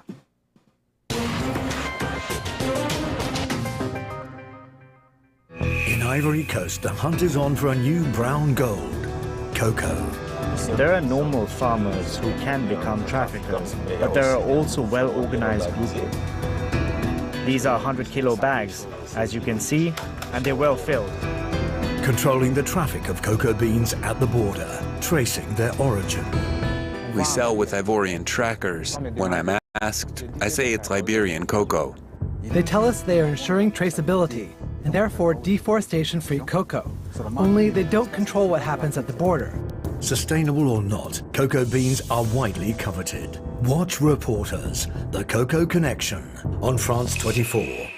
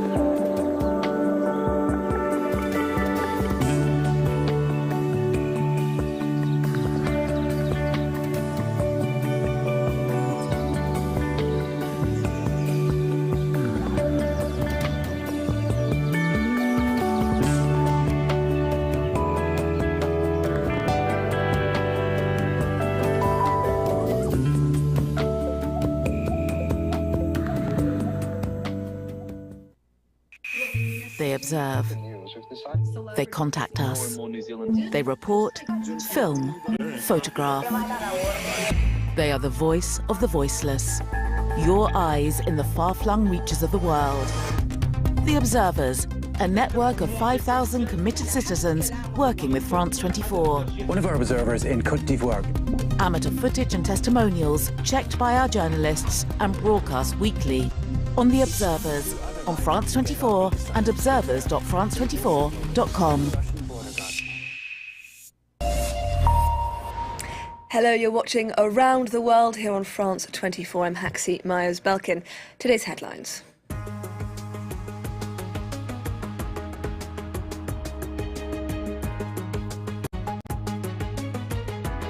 Will Ukraine soon be allowed to use long-range missiles against Russia? UK Prime Minister Keir Starmer and American President Joe Biden prepare to discuss Kyiv's request in Washington. Moscow warning that any such U-turn would constitute a red line. 2 days after a US presidential TV debate in which Democrat Kamala Harris put Donald Trump on the defensive on numerous occasions, the Republican nominee insists there will not be a rematch.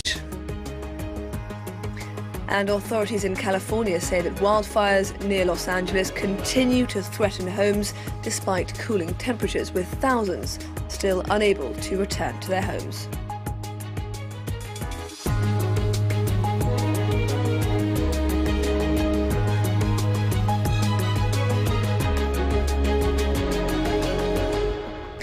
British Prime Minister Keir Starmer is set to meet with US President Joe Biden later this Friday to discuss whether to let Kyiv use long-range missiles against Russia. In recent weeks, Kyiv has repeatedly urged its key allies to lift the current restriction, with Moscow now saying that a U-turn on the issue would effectively mean that NATO was at war with Russia. Shirley Sitbon reports. President Volodymyr Zelensky could have said the exact same words. The Polish foreign minister pleaded on Thursday for NATO countries to allow Ukraine to fire missiles they have provided to Kyiv into Russian territory. What used to be a red line for Ukraine's allies could soon get a green light. Rockets that hit civilian targets in Ukraine are being shot by the bombers from the territory of Russia. These bombers take off from the airports on Russian territory. The victim of the aggression has the right to protect himself. For President Vladimir Putin, though, if NATO allows Ukraine to fire missiles that its members produced into Russia, then NATO countries will be at war with Russia, with everything that entails.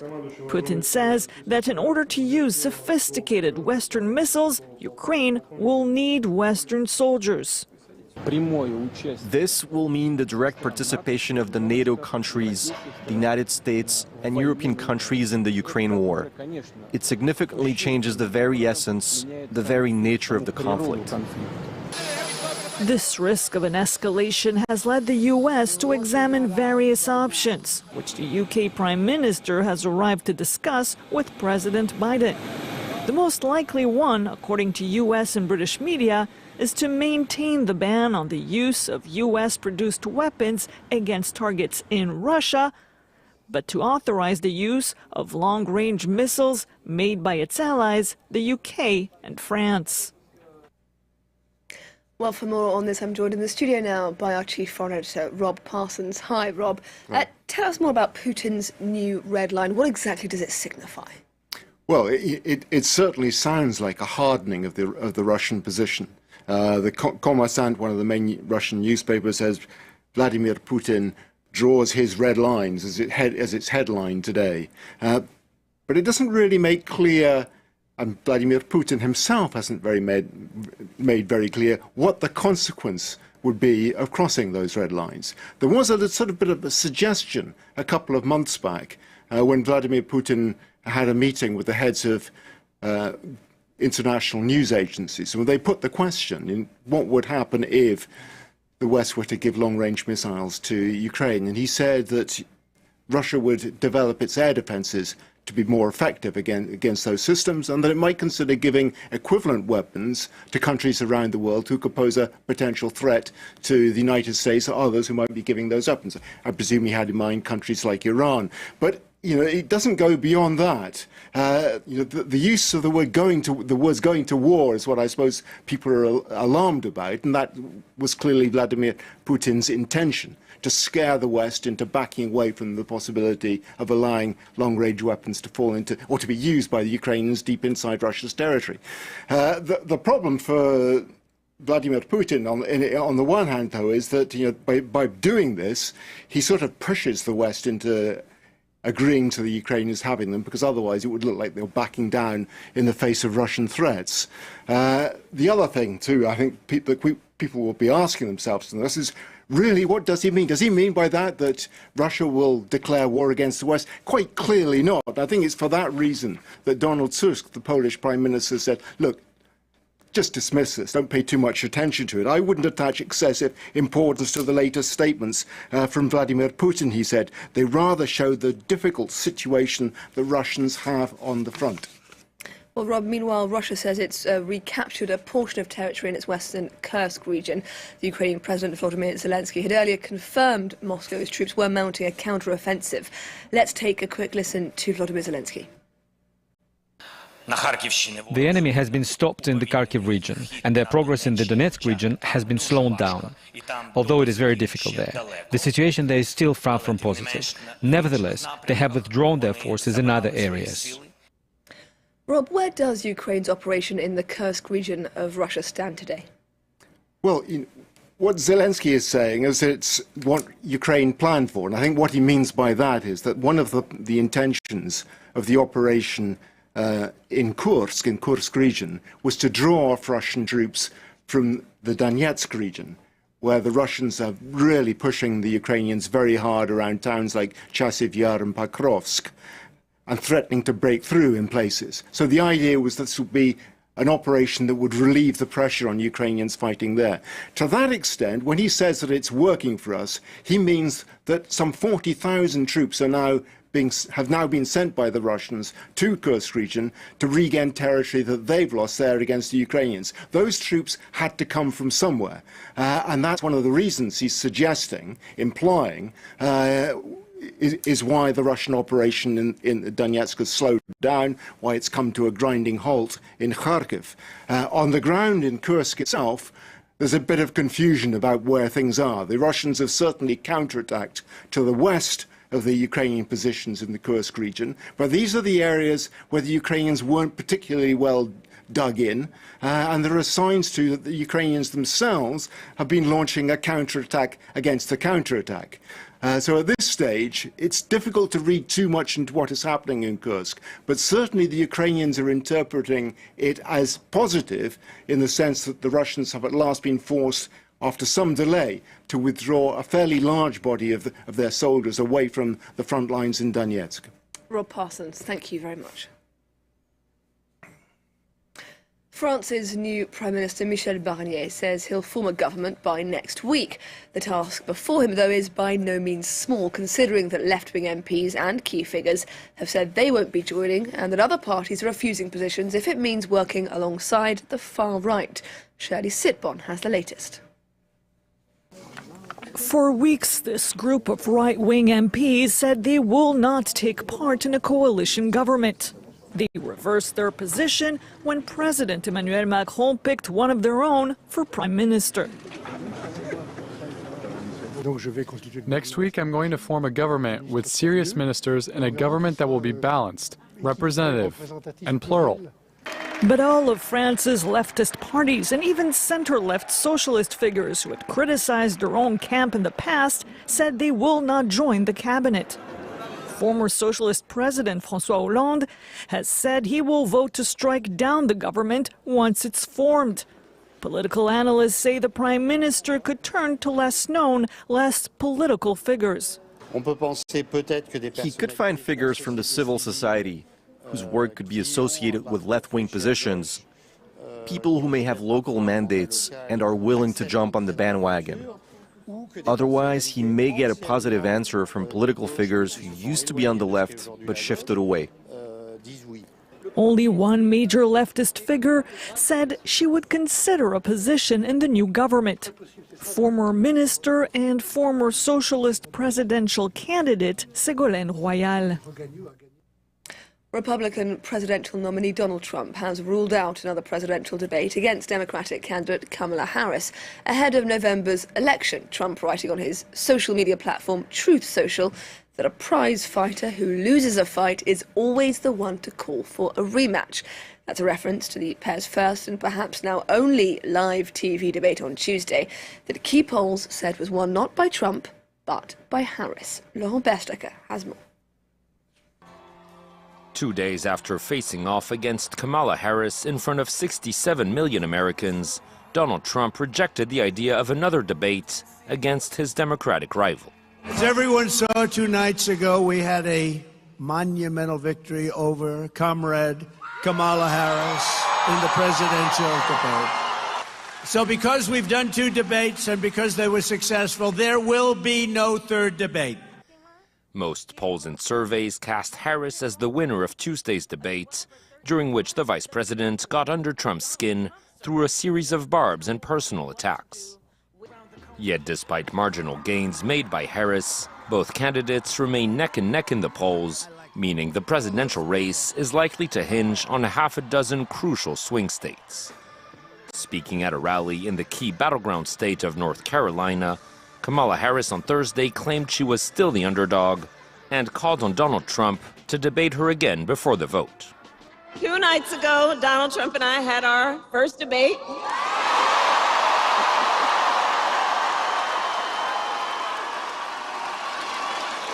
And I believe we owe it to the voters to have another debate. While Trump could still change his mind and agree to Harris's challenge, it now appears unlikely voters will see the 2 candidates on the same stage again before the November 5th election. 3 major wildfires continue to wreak havoc in the mountains east of Los Angeles, destroying dozens of homes and forcing the evacuation. WESN.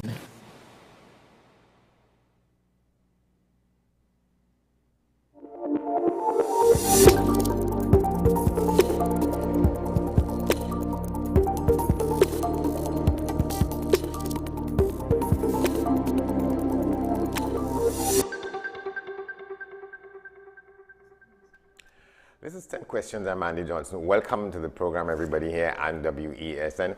On this edition of the program, our guest is Ms. Nicole O. Alexander. She describes herself as a clinical administrative dietitian. We'll get to what she does for a living in a moment, but the discussion, as you would see, is called Managing Bipolar Disorder.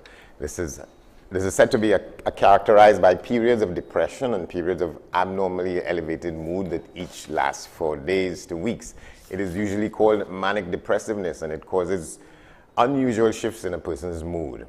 Ms. Alexander has been living with the effects of bipolar disorder for some time. She's been motivated by these very experiences to talk about it and its effects on the life she sometimes continues to live.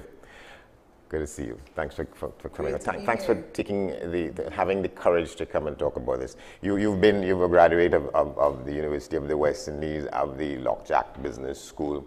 You worked at the Caribbean Food and Nutrition Institute in the West Regional Health Authority, stuff like that. So you are into food and food stuff. Let's talk a little bit about that. I'm calling it food stuff, but what I mean, all the things having to do with nutrition. Right, so for correction, it's not food and food stuff, right? Right. It's nutrition and dietetics. Right. Dietetics is the science of food and what food does for us. Because as one of my lecturers, Dr. Nichols, he has said, he's at UE, we were all once nutrients. So nutrients along with genetic makeup, so it's not food stuff, right. It's dietetics. Yes, so, I've been... I mean, in the normal parlance, if we talk about food stuff, I mean, that may be a corruption of what the term really is, right? Yes, but there's no such thing as food stuff, that's what you're saying? Yes. Yeah. What's that? No such thing as what? Food stuff. Food stuff? In a real sense. No, when it comes to, no, the way how it comes across, because having experience, as I said, I'm 52 years old, having experience when you hear someone is working as a dietitian or anyone who is working in the field of nutrition and dietetics. So we have cooks, we may have food service workers.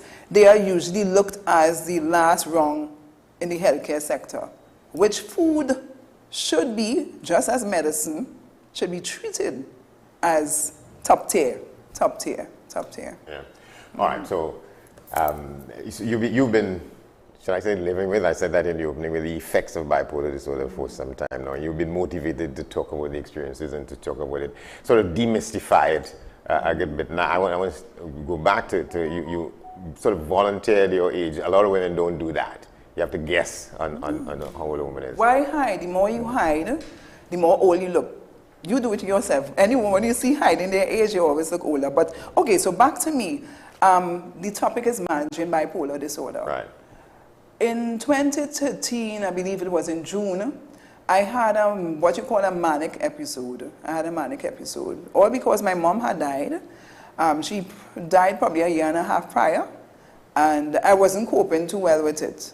And then I tried to continue living, but I wasn't doing a good job at it. In hindsight, I could say that now. So yeah? You call it a manic episode, and you said that was more than a year after your mother died. A year and a half, about a year and a half. So you were dealing with it sort of quietly, silently, unbeknownst to other people, but you know you were dealing with it. And something happened a year and a half later that had to do with her death.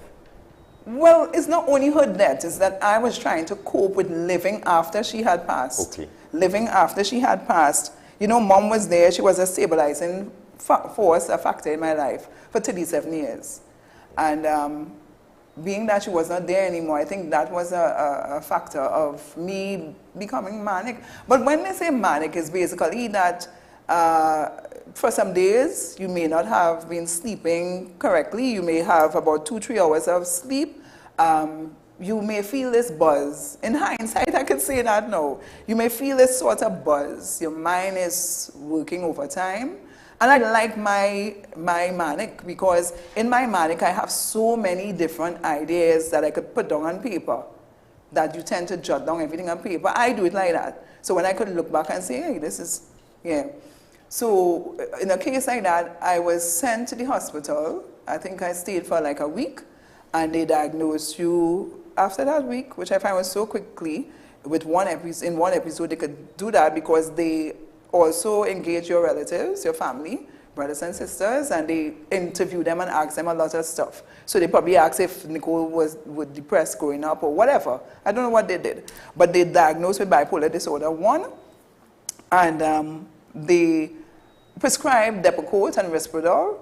And I, being Nicole Alexander, I took the medication in the hospital. And when I left, I probably took it for like a week, because it had you feeling kind of, how should I say, like not yourself. You felt kind of loopy, if that's a word. I think you felt loopy. You felt that you were here, but you're not here. Sort of out of it. Out of it. That is me. That's my thing. So I've decided to not go that route. And after that, I came out of it. I went to clinic. They do a great job, I must say, of counseling and so on. You could get that counseling if you wish. So sometimes you in a high place, and then other times you're in a low place. That's it. And that's why it's called manic depressive. Is it the same thing as what we refer to as somebody being manic depressive? Yes, it used to be called manic depressive. It used to be called that. So when we look at the American Psychiatric Association, the Diagnostic and Statistical Manual of Mental Disorders, which is the DSM-5, as you said, it's a group of brain disorders that cause extreme fluctuations in persons' mood, energy, and ability to function. And I've seen that in me. I'll function for like a few years, quite okay. And then, right, so we looking at 2013, I was fairly okay. And then in 2018, I had another episode. But it's always something connected with something. Something was the connection. I think I had assisted in food service management in the dietetic internship with one of a doctor. And she, when I say doctor in education, and she, right, because of my expertise and experience, I had to go out and monitor the dietetic interns when they were doing the food service rotation. So I went and I did that, and I think I got paid actually. I got paid, I think, $13,000 for 2 months stint. That's money for you, because I mean, in any sector of government, you're not getting that money one time, right? So I think something happened, and I did have a manic episode. I wasn't feeling well. I don't know if it was my blood sugar. I don't know what it was. I just was not feeling well. Yet again, because I wasn't sleeping well. And all these times are mainly the second time I lived alone. I lived alone. So you can remember, well, what was the effect of that not feeling well? Right, so I went home. I was living in Shafley at that time. I went home and I came back out. I supposed to go and sleep, but I just came back out and I walked down the road. I went to SBCS and I told the lady, look, I'm not feeling well, something. And I think from that, somebody carried me across to St. Joseph Health, and they wanted to give me a shot. And I think I was talking about going on some plane or some stupidness like that. Something. But when I got the shot, it didn't even do anything to me. It didn't knock me out or anything like that. I was still alert and everything. So it didn't calm you? You required being calmed down? Or not necessarily. Like what? Like if I was angry or no. In my case, I don't get angry, no. But because some people do? It seems so, because when I mentioned this to someone last week, I had a situation that I had to mention something. She said, are you the angry one type? I was like, not to my knowledge that people with bipolar they get angry. So I don't know, this is not me, but apparently they do. So I have to do some more research on that. All right, what I want to establish is that manic depressiveness, a lot of us in the ordinary world class it or classify it as a kind of mental disorder, a kind of mental illness. So people say, well, that is a form of madness. Is it? Strictly speaking, it's an imbalance in the brain. Yeah. It's an imbalance in the brain. Just like if one has diabetes, that will be an imbalance in blood sugars. Just like if one has high blood pressure, their blood pressure goes high, needs to be managed and maintained. So it's the same thing. You have an imbalance in your brain chemistry. You have an imbalance. So you're not mad. And if we were to say that, then we will look at the greats of the world there were great people who were diagnosed with bipolar disorder or purported to be diagnosed with bipolar disorder, like Dr. Eric Williams, to name one, and other people. You hear stuff about people like Beethoven and other people yes. like that. But ordinary thinking, I suppose, sort of darkness kind of thinking causes some of us to put all those kinds of as mad people. They're mad. Yeah, they're mad. It's a form of mental illness. Yes. So you're not. It is not, bipolar disorder does not render somebody a candidate for St. Anne's, for instance. I cannot say that. I cannot say. It depends on, because there are two different bipolar, or three. When I was reading, it's 3 of them, right? So bipolar disorders is categorized, is a category that includes 3 main diagnoses: bipolar 1, bipolar 2, and cyclothymic disorder. Disorder. So it's 3 disorders. So it depends on what the psychiatrist sees and so forth. But they really quickly want, they would prefer you to go St. Anne's. Because in my first episode, thank God my sister was there. She also works for the health sector. They wanted to send me St. Anne's, but I had no reason to go to St. Anne's. Honestly, I was not destroying anybody. I was not fighting anybody. I was not angry with anybody per se. It's more to myself and so on. So I was so glad I did not get to go St. Anne's. I didn't have to go St. Anne's. So in light of being around persons, and Trinbagonians need to educate themselves a little more when it comes to bipolar disorder, when it comes to other mental health challenges, right? Because we do have a large percentage of Trinbagonians that suffer or live with depression, I should say. Live with depression. When you say a large percentage? Well, I read one of our flyers, and that came from they were looking at depression. So it was a reputable source. Over 300,000 persons in Trinidad and Tobago have depression. So that young lady, I believe she killed herself or so, and that 2 children in Tobago, is it Tobago? Right, it's being purported. I think she was depressed. I don't know the whole story, I don't know. But yeah. So the thing is, people need to wake up and realize that someone in their family may have some sort of anxiety, they may have depression, they may be bipolar, they may have schizophrenia, so forth. Yeah. But that doesn't make you a mad person, especially, let's stay focused on bipolar. You're not mad. And You're not mad. This is what I wanted to get to, not necessarily that I wanted to sort of stay there for staying their sake, but I remember going to, there's this lady, she has 2 sons. One of them, he's a fabulous artist. I've seen some of his work and so on. But he was behaving in a kind of way that she couldn't deal with and people around her couldn't deal with. And he ended up being sent to St. Anne's, and I went with her one day to see him. I was struck by the fact that he was saying, "Mommy, I have no right to be in here. Whatever the case was, I have no right to be in here. Wow. I don't belong in here." And I did a long conversation. Sometime after that, yeah, fabulous art exhibition, and I went there, and I'm saying, but it is a fact that in other cases, such people are, if you talk about the late great Dr. Williams and people like that, and some of the great musicians of the world, very talented people. So and their IQs are high. I'm sure if they do a testing of persons who have bipolar disorder,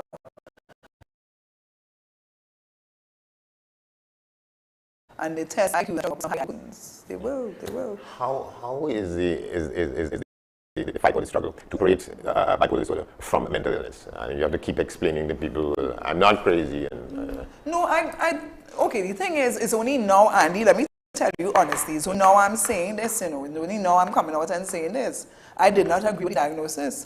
But then when I saw a pattern occurring, I said something had to be challenged, and something has to be kind of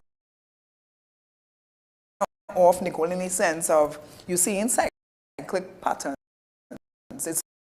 It's all about cyclic patterns, and I've seen it. So for me, it's only now agreeing to say that I have a challenge. So for the past 4 months, Andy, I've been in a tailspin.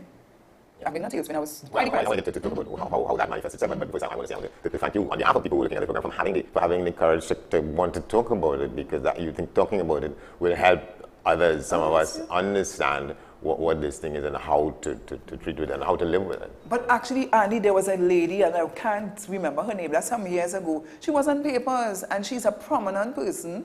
She has this job, prominent, and doing very well. She had bipolar disorder, and she was doing very well. She was very brave to come out and say whatnot. I can't recall who it is, but I would love to. But the thing is, one deficiency we have in our islands, our twin island, a bipolar support group, a bipolar disorder support group. We need to have one like that, and I don't mind assisting and managing bipolar group for us to have that support group. So how we are in modern times, we don't necessarily have to meet in person now. We could just be online, meet once a month, once every 6 months, discuss challenges that we are having. Because as I said, these are not just people who every day run in the mill.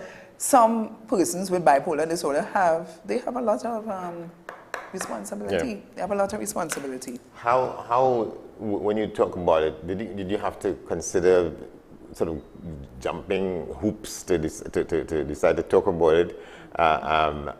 So you're not yet in a position to know the effects of having come out as they say, they use that for because I'm now coming out. I'm now coming out. Yeah. People suspected. I think some persons suspected. And how would listen, Andy, I don't want us to not look at the spiritual aspect of it. All right. Because man is made up of body, mind, and soul. Yeah. We're not just this flesh. We have a soul that became living. According to, if you believe in the Master, that according to God, when He created us, He breathed into us and we became a living soul. So we need to look at body, mind, and soul. So I said all that to say this. It occurred, I returned to work in 2009 in North Central Regional Health Authority. NCRHA. Yes. And in our pantry area, there's a board, blackboard, that you could put notices and different things you wish to write. And I had just written on it a Bible verse, some simple verse. And this person in work according to people, like it rubbed her the wrong way. And she put Nicole bipolar, put up my name big and bipolar. I had to call HR about it. I didn't think about it. That word wasn't even in my vocabulary at that time, and that was 2009. And I think, Andy, to be honest, that sat in my spirit, you know. To be honest, when I think about it, I spoke with my sisters. They are very supportive. Alison, Sandra, Shoma, who is Sandra, and June, very supportive. I thank God for them. Because she may have had some insight into it, or no, this was 2009. Yeah. No, what I mean, she probably thought I was. Yeah, she probably thought I was misbehaving. I don't know. Because people think that when you change your mind. Remember when I was always in a supervisory position. I started off as a data technician, and I always had data assistants to supervise, etc. Right?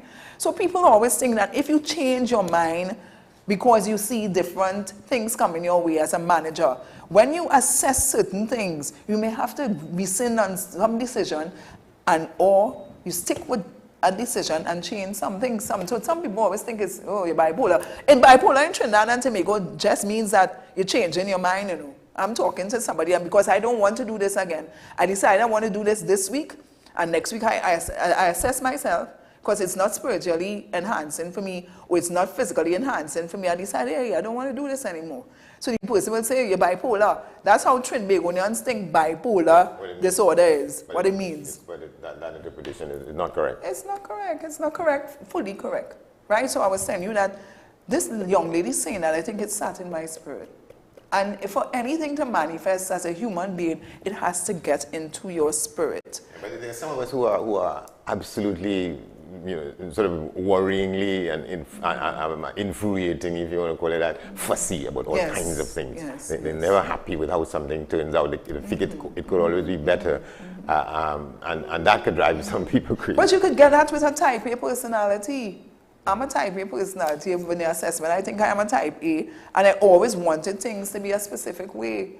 From school days, like I could remember going home and what I was doing, going to St. George's College and doing home ec, food and nutrition, plus the home economics parts, management, food and nutrition and management, home management. And I always needed to get my ingredients, so whatever I needed to get. And I would always tell my mom, I need this, and they made sure and got it for me. And I needed things in a certain way. Yeah, and if you didn't get it, you could flare up. No. I never threw any tantrum like that, but they got it. I was there. I was the 7th, and I was the last girl. 2 boys were after me.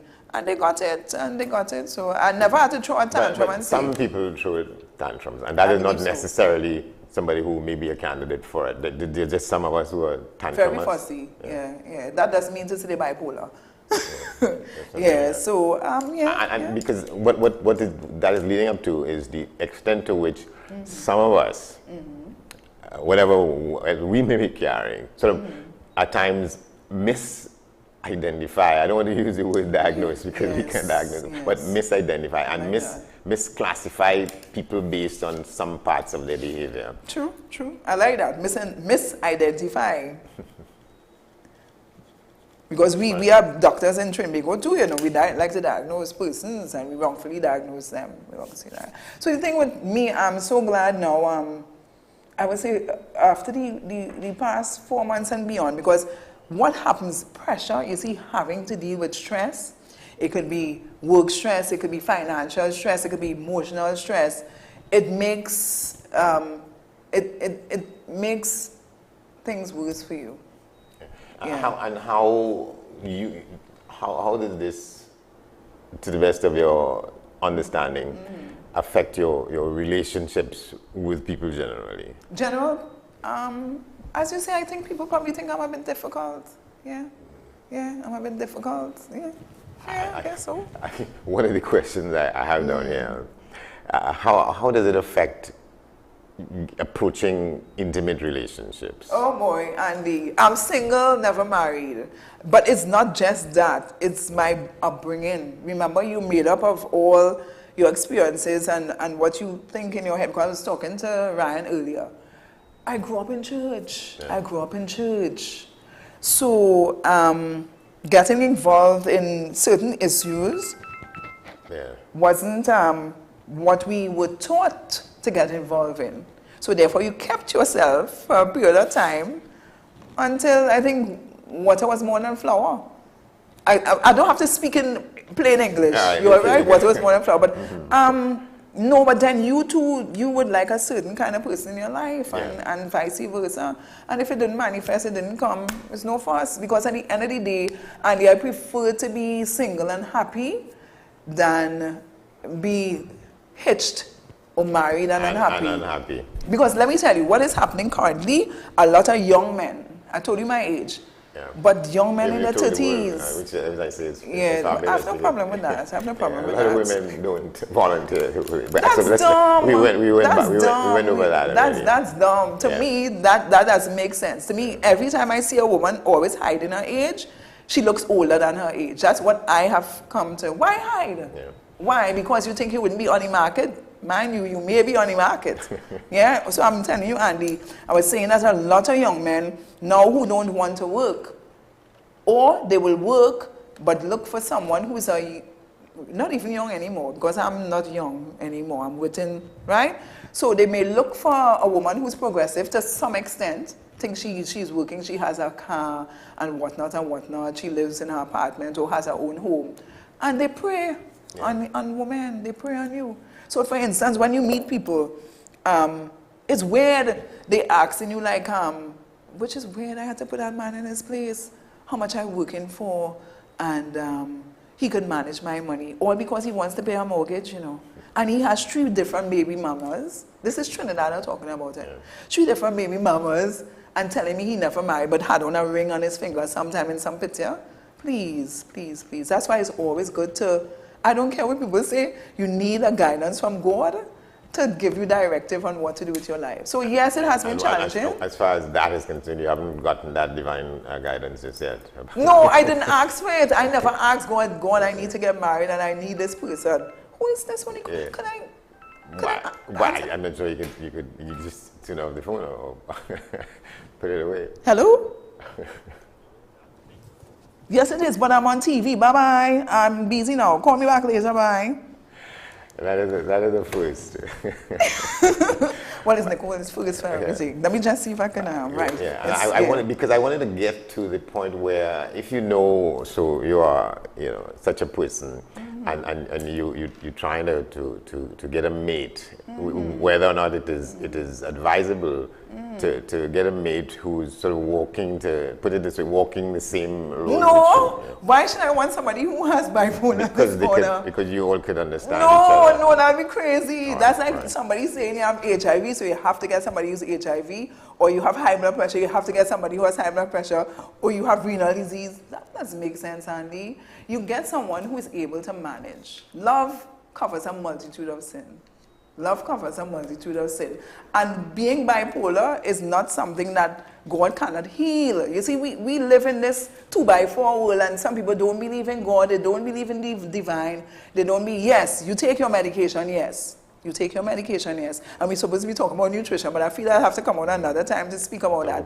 But you take your medication. If you're so inclined, your doctor has guided you, take your medication, you need to take X, Y, and Z, all well and good. So you're saying that with diets as well? Diet, exercise, medication. So what kind of things that you advisably should eat as opposed to what you shouldn't? Okay, so you want to have a clean diet. A clean diet meaning you want to not have too many processed foods. Because remember, we're talking about brain chemistry along with our gut chemistry. And they have seen that over the years. They have done their research now. They're seeing there's a connection between your gut and your brain balance and chemistry. So therefore, any person, you don't necessarily need to be having any mental illness or any challenges like that. You need to try to eat as clean as possible, meaning you don't want to avoid processed foods, so white flour, white pasta, even flour in the whole, you want to stay away from wheat, because some people have IBS, irritable bowel syndrome, that wheat affects them. So, and remember what we're saying, once you have a challenge here, it could affect here. So you want to stay away from things like that. You want to go more fresh fruits and vegetables. Fresh fruits and vegetables. I'm laughing because that's a challenge.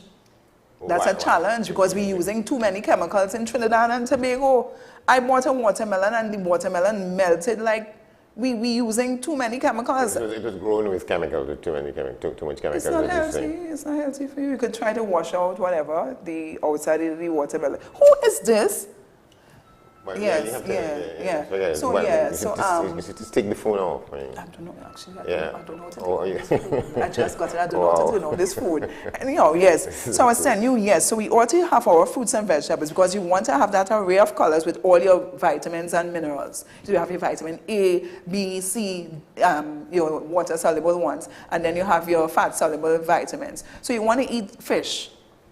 Oily fish, if you could afford that kind of oily fish kind of thing. Like what? I mean, what? Salmon, pink salmon if you could. You want sardines, good sardines, not what they tend to sell sometimes. Because sometimes you get the lower brand sardines, and when you open it, you see the sardine red, pink. Well, that's fabulous because when I was growing up and you know, we had to have sardines and so on, you felt that that was because they couldn't afford anything more. No, it's great. Sardines came. Sardines, Mr. Expensive now, and sardines are very good. But what I'm saying, some brands tend to be of a lower substandard quality than those that we know. I wouldn't call names, but there are certain brands when you open the can of sardine, you're seeing it pink on the inside, and that's not, they didn't process it properly. The temperature, you're seeing that where it started to decay a bit. But generally speaking, you shouldn't look down on sardines as because it's, I'm saying with No, with the bones, you have your calcium, you have your oils from the fish oils. Sardine is awesome. I knew someone and he was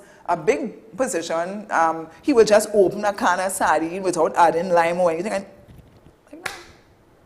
And he's a brilliant person. I mean, not because he say the sardine makes him brilliant, but you know, but Andy, it's a lot. So you want to eat clean, so you want to have your fruits, your vegetables, but you want to source them from a good source in the sense of what I tend to do, I go market or I may buy from a supermarket. So what you want to do, you want to buy your fruits and vegetables, you want to, especially vegetables, put it in the crisper. The crisper is the thing on the bottom of the fridge, and you observe it. If it stayed 2 days, 3 days, 4 days, you know for sure that it's low in pesticides and so on. Yeah. So the longer it lasts in the fridge, the better it is to be consumed. The more organic it is, the more organic. Yeah. So once you put something in the fridge and you see it begins to melt, even with pumpkin. You put it in, this is strange. Well, yes, okay, pumpkin, and you put it in, but you see it's melting away. I suspect we have to have a part 2 and probably part 3. How much time we have again? We're out of time. Serious? This is interesting. Okay, great. Fabulous. So we need to have that bipolar disorder support group. Yeah? We need to educate our persons and so on. All right, we'll pick it up on the other side at another appointed time. But thank you very much. This has been fabulous. Nicole O. Alexander, managing and living with bipolar disorder. This has been 10 Questions. I'm Andy Johnson. Thanks for watching, and we'll see you next time.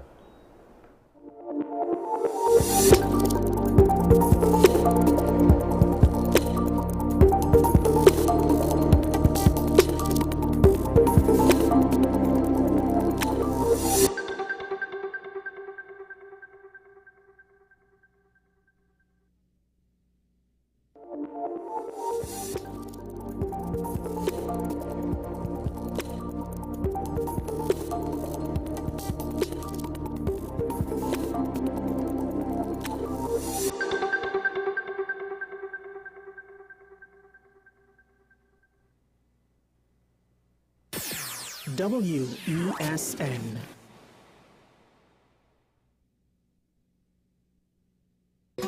Take some time for yourself or spend some time with the family at Sandy Point Village Hotel.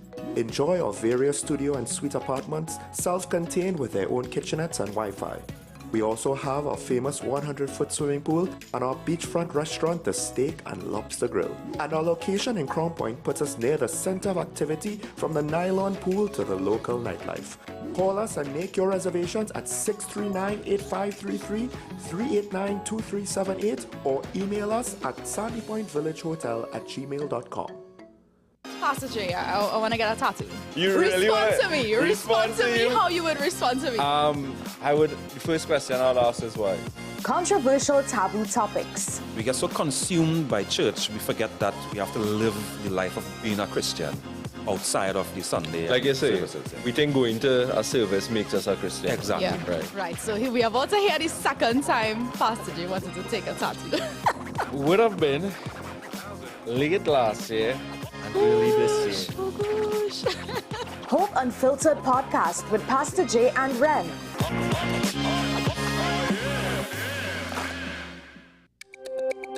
Every word, every line, every paragraph depicts a real moment in someone's life. A father, a sister, a mother, a brother. We at Newsday are dedicated to you, the people, and through independent, unwavering journalism, strive to always bring your stories to life. Because your stories are more than just words. Newsday, independent and credible. Join me, Dr. Nalini Kokram, on What's Up Doc, where we discuss all your burning questions concerning health.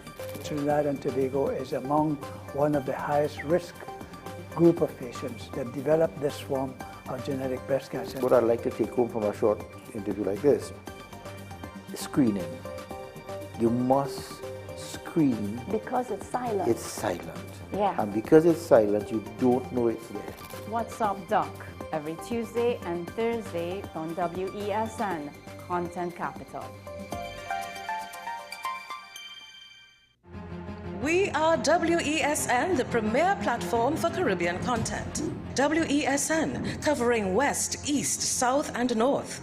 WESN, we entertainment, sports, and news. WESN, available on Greendot 7, Amplia 118, Airlink 17, Bmobile 107, Digicel 21, ICNTT 105, and Flow 110.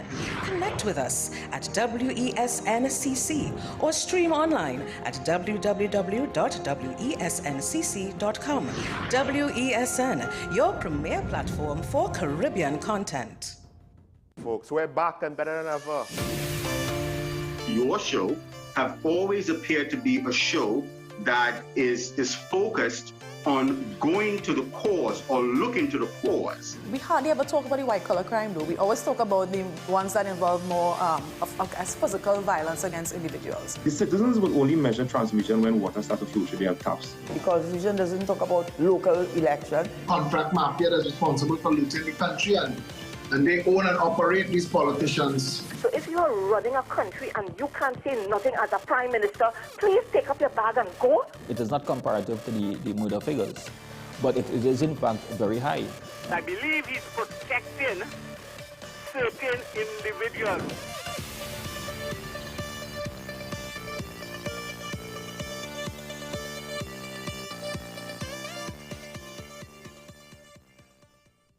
Hello there and welcome to AM Prime on WESN Content Capital. Before we even start this repatriation and reintegration process, we've already failed or are we doomed to fail? You've got to invest in the institutions that you've established to carry out those sorts of core functions. We now get into the regional updates to give you an understanding of what's happening across our neighboring islands. We have available a number of films that are worth showing. So it was day one when the French Revolution started to develop the concept of universal human rights. What happened this time is unprecedented. It's one of the largest terrorist attacks